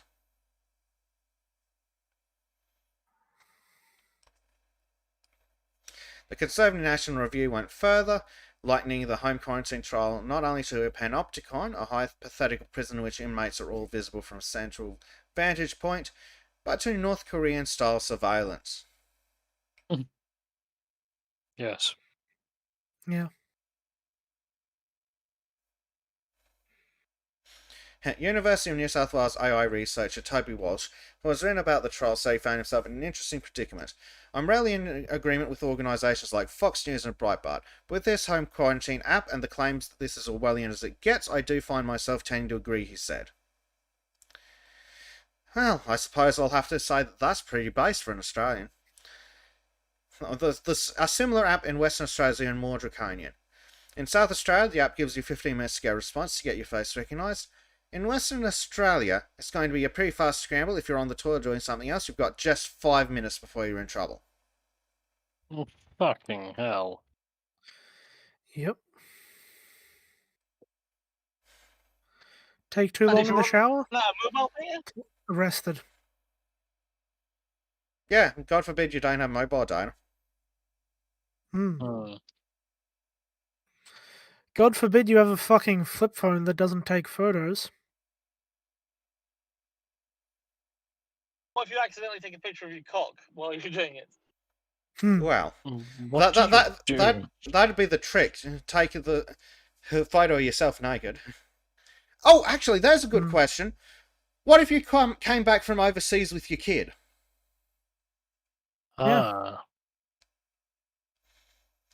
Get the kid to take a nude photo of themselves and send that in? Oh no, you just watched child porn. Boom, banned.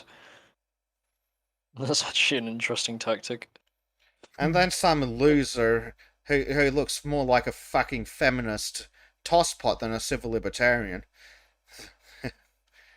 It's like, oh, it's okay as long as there are safeguards. No, fuck your safeguards.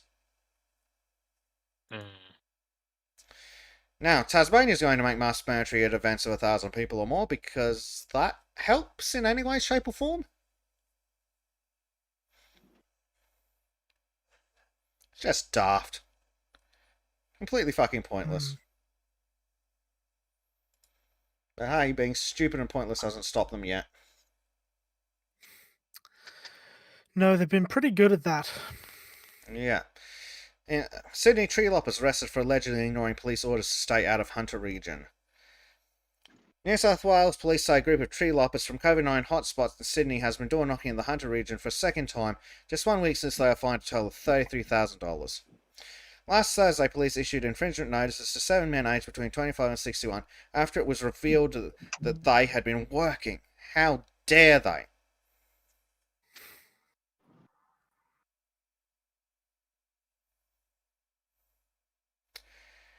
How fucking dare they have the hide to travel within their own country and seek work?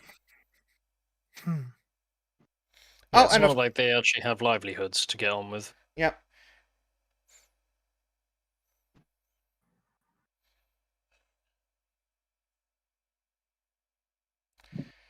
It's fucking ridiculous. And of course they were tipped off by some fucking loser. Always is. Yeah. Meanwhile, in the Catherine, COVID-19 vaccination centre opens up to anyone 12 or older as the Northern Territory roll-up ramps out.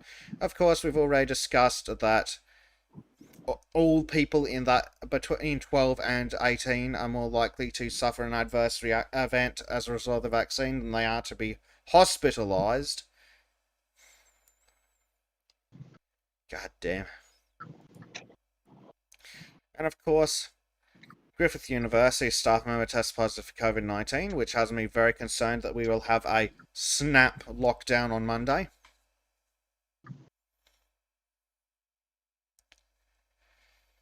Because they love to have their snap lockdowns start at the beginning of the week rather than interfere with people's weekend, because bread and circuses and all that.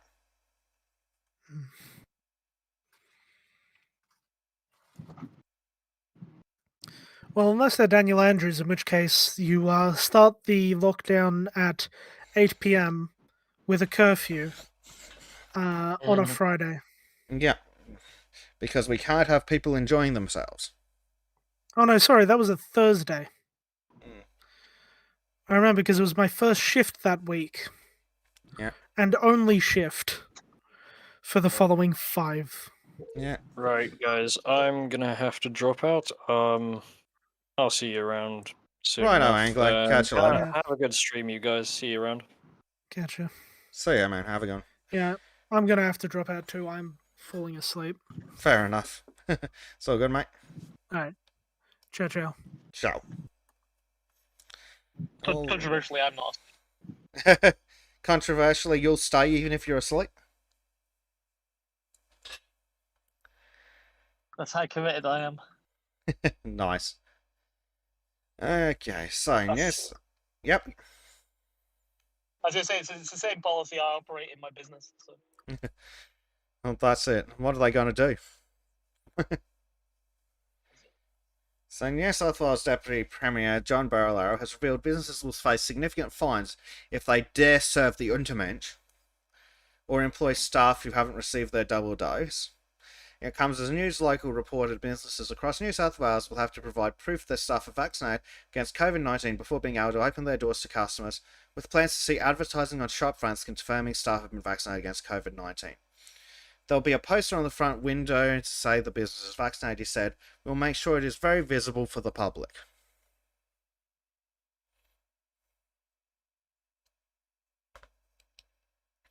There are significant fines for breaches, and businesses will need to check customers are vaccinated through the QR code system. Jesus fucking Christ. Yep, here we go. The release of restrictions at 70% vaccination rates was only for the vaccinated population. Those that are unvaccinated at 70% will have no additional freedoms. This is about vaccinated people, vaccinated businesses being able to open up again. Because the dirty, filthy unvaccinated, screw them.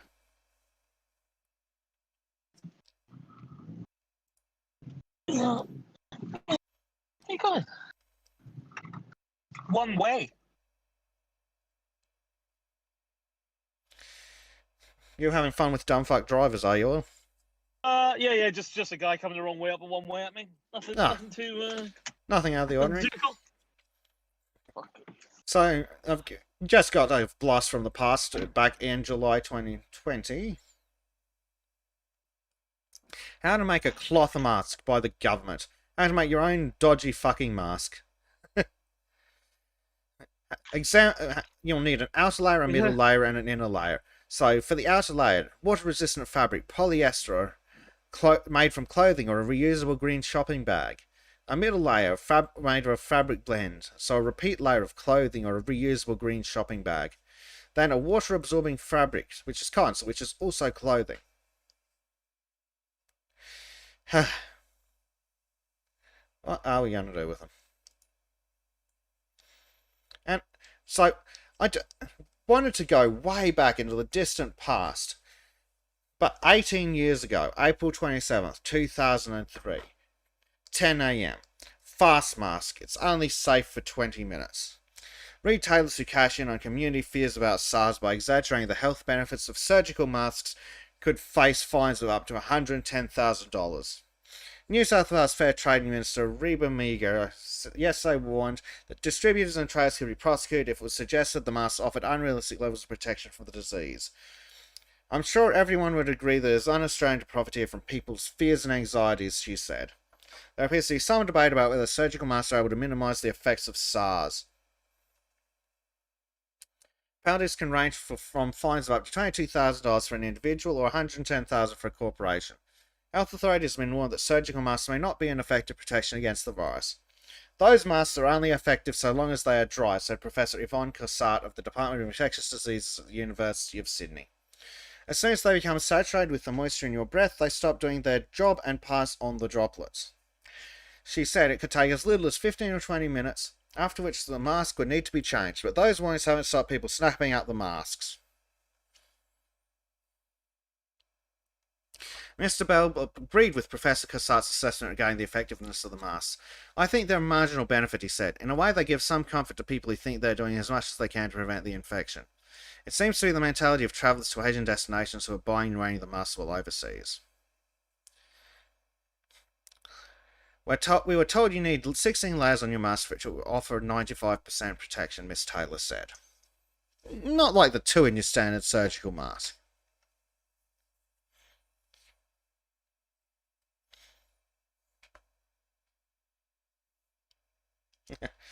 Yeah, I hear you, students. It's happy not to be in Australia, be a fucking health terrorist due to repeated violation of mask and house arrest enforcement, and to be joke laughs all the way. Hey, at least in prison you have more rights than on the streets.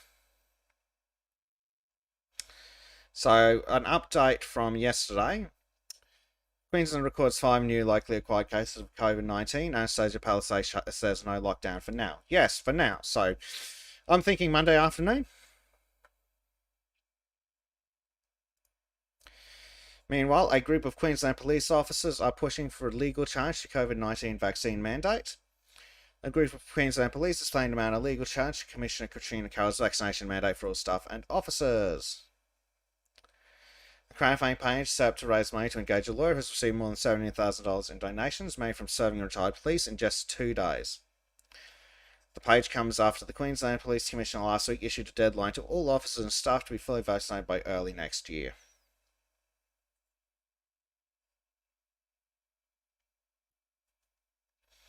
The group says it's not anti-vax.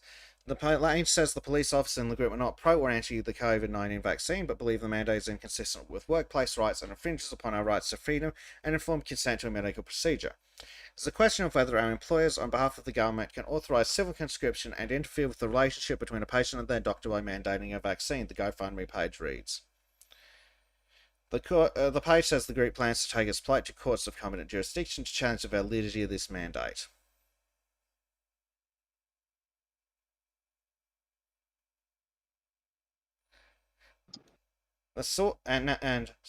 Police sources told the ABC the group had approached several other law firms who declined to take on the cause. The sources told the ABC Commissioner Carroll was aware of the page and was investigating the fundraising activities, and the officers who have contributed money for potential police misconduct, because God forbid you stand up for your workplace rights. Yeah. Christ. I mean, Hitler would just be having a wank over this. Hitler would be jealous. It took him a fucking decade to get this shit.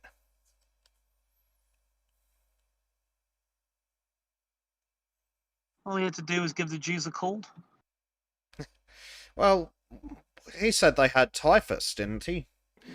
Which is one of the many justifications. Yeah. They made it illegal for them to own dogs. That'll be the next thing that you get. Well, they've already started shooting our dogs, so what's next? Yeah.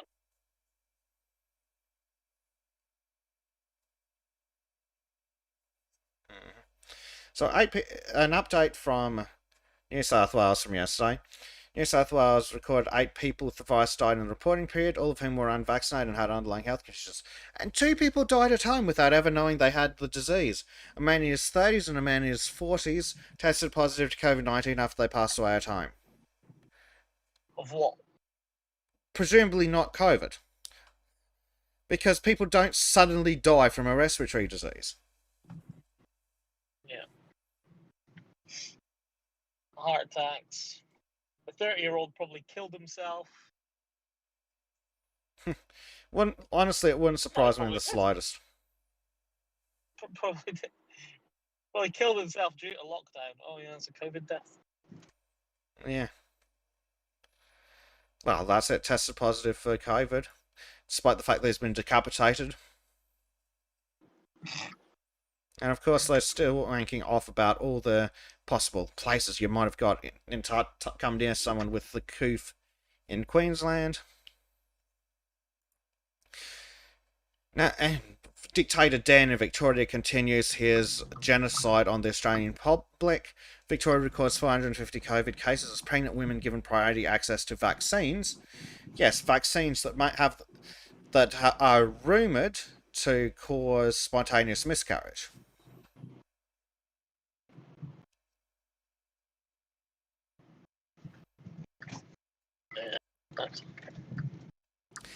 Yeah, and South Australia government's going to make Pfizer available to anyone aged 12 and over, because again, despite the fact that it seems that they're 6 times more likely to suffer a negative side effect from the vaccine than be hospitalised with COVID, that's okay, we'll kill as many children as we want to protect the politicians. Democide. Yeah, that's probably right, Senior History. Killing your own people is democide, isn't it? Well, I'm no communist, so I'm not experienced at killing my own people. So here's some fucking absolute stupidity. Portable CO2 meters could be used to help fight coronavirus transmission, alleged experts say. It's a meter that measures CO2 and tells her how fresh the air that she's breathing is, says Kate Cole. As an occupational hygienist, she has long used CO2 monitors to assess the health of workplaces, but right now she's relying on it to tell her if someone's breathed near her. Like, literally. You realise that her breath would also count on it. I mean, she's an occupational hygienist. I can't imagine that you're a smart person if you get a job that makes no sense like that. Also, she looks like a feminist, so probably a room temperature IQ in Celsius.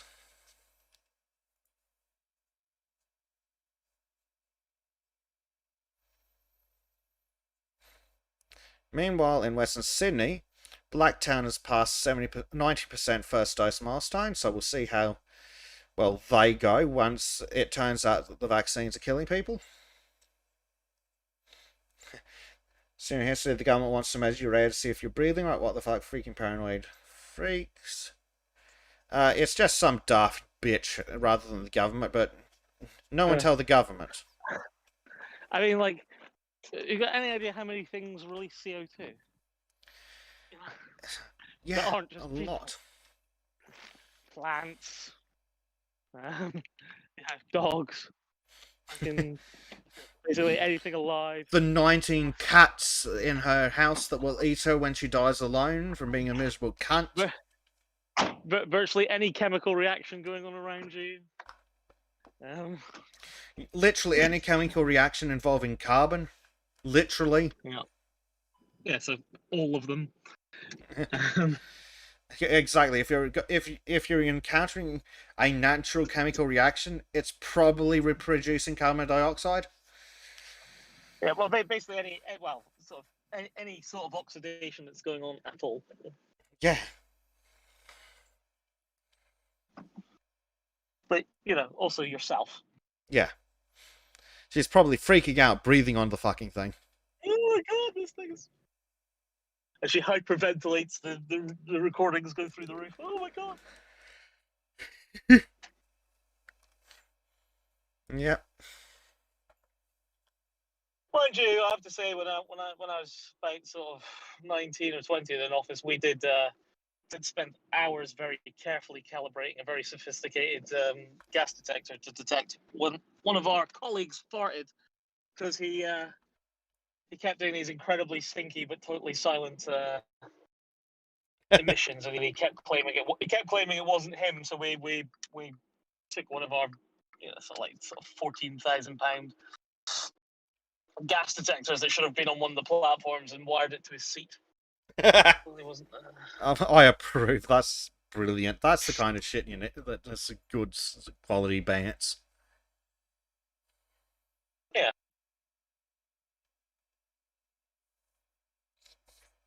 Should just take responsibility. Yeah. Okay. Last article. Australians left stranded by border restrictions fear there's no clear end in sight. Alone in her car in a vacant car park near the Victoria-South Australia border, Joanne Ware found herself plagued by a simple question. I just sort of went, where am I? Where do we live? She said, it feels like I'm living in Berlin and the walls are up. Good job. Good job. Last month, the registered nurse and full-time carer left her home in Western Australia to look after a family friend in Victoria who was waiting to undergo surgery. But as the coronavirus Delta variant took hold, plunging the state into lockdown, that's dishonest phrasing. Miss Ware found herself joining a club no one wanted to be part of, the Stranded Australians. The procedure wasn't going ahead, so I had to come home. So now I've got no job, no place to live. I live in Western Australia, I work in Western Australia, but I'm stuck on the South Australian border.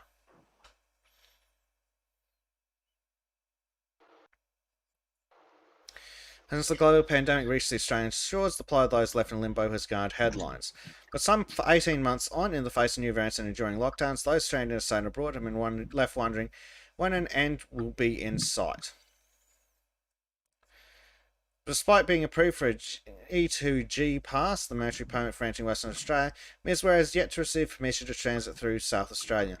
And with the cost of having a car transported from Victoria to Western Australia proving too prohibitive for her to fly home, she's found herself with nowhere to go. I had to stay in my car for 3 nights because of the simple fact that because of COVID restrictions, no one could take bookings, she said.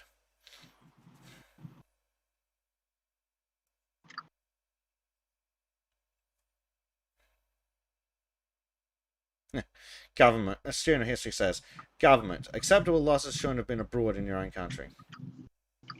Yes, Billy Boggs. That is where there is a large population of Aboriginals in Blacktown.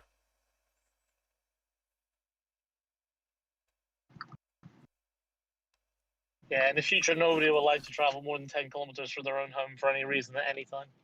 What do you mean in the future? It's permanently. Yeah.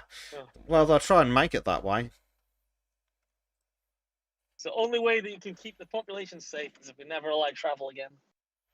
And also, it'll be good for the green. Yep, and they'll be fine with it. But yeah, it's just case after case after case of people just not being allowed to go home. Stuck on borders. Trying to get through. Yeah, the problem is, it's supposed to be national borders that you aren't allowed to cross, not the borders within your own friggin' city. Yeah. Yeah. Yeah. Some happy medium would be good, right? You'd think so. Like, I don't know, free travel within any country you have citizenship or residency in? Yeah, but you see, you've got different states, and your states are like, nah. Yeah, they don't consider you all to be one country, do they? So They don't appear to. Like, the best thing to do is for you to one of your states should get together and invade the others.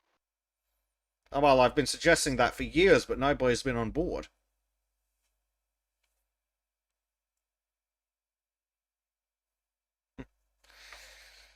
Oh dear.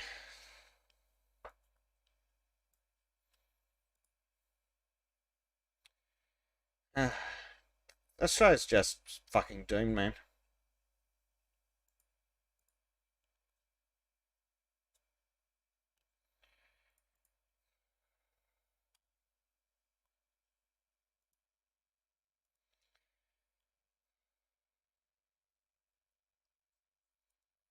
I got no idea what we're going to do, how we're going to stop them, because they've already taken our guns away.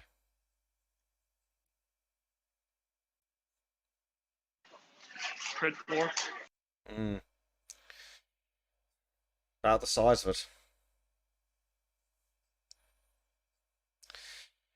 Well, there you go. There we go, guys. It has taken 3 hours and 40 minutes to go through a week's worth of utter insanity in relation to COVID. Yes, Billy Blogs. Oil Guy did say that he put a sensor in a colleague's seat to detect a deceptive farter. I think that's pretty base, though.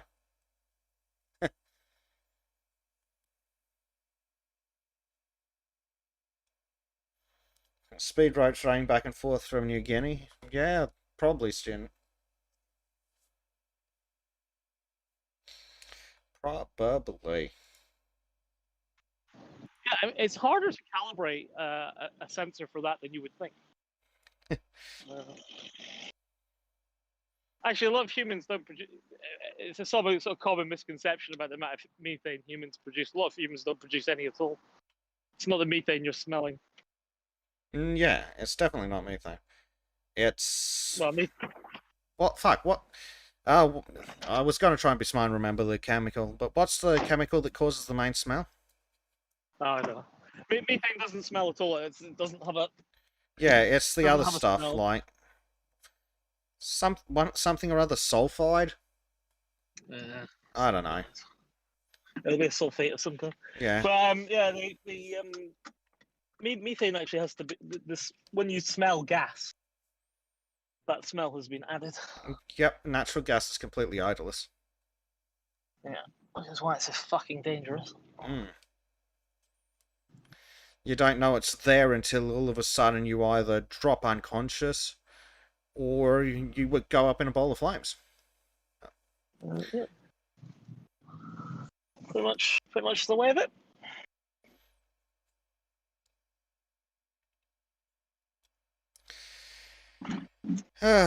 Can't believe when I set this thing up to go over the COVID bullshit, I was not expecting it to take nearly 4 hours. I was thinking, oh, maybe an hour and a half, 2 hours at the most. No, the world's so fucking insane. Yeah, well, it does seem that way at the minute, doesn't it? Yep. It was so nice when 1984 was fiction.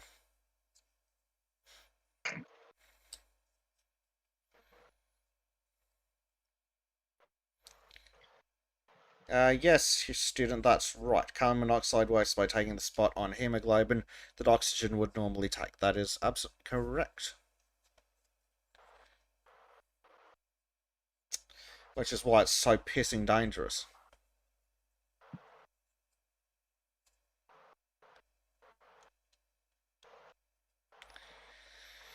Okay, well, I think that brings us to the end of all this.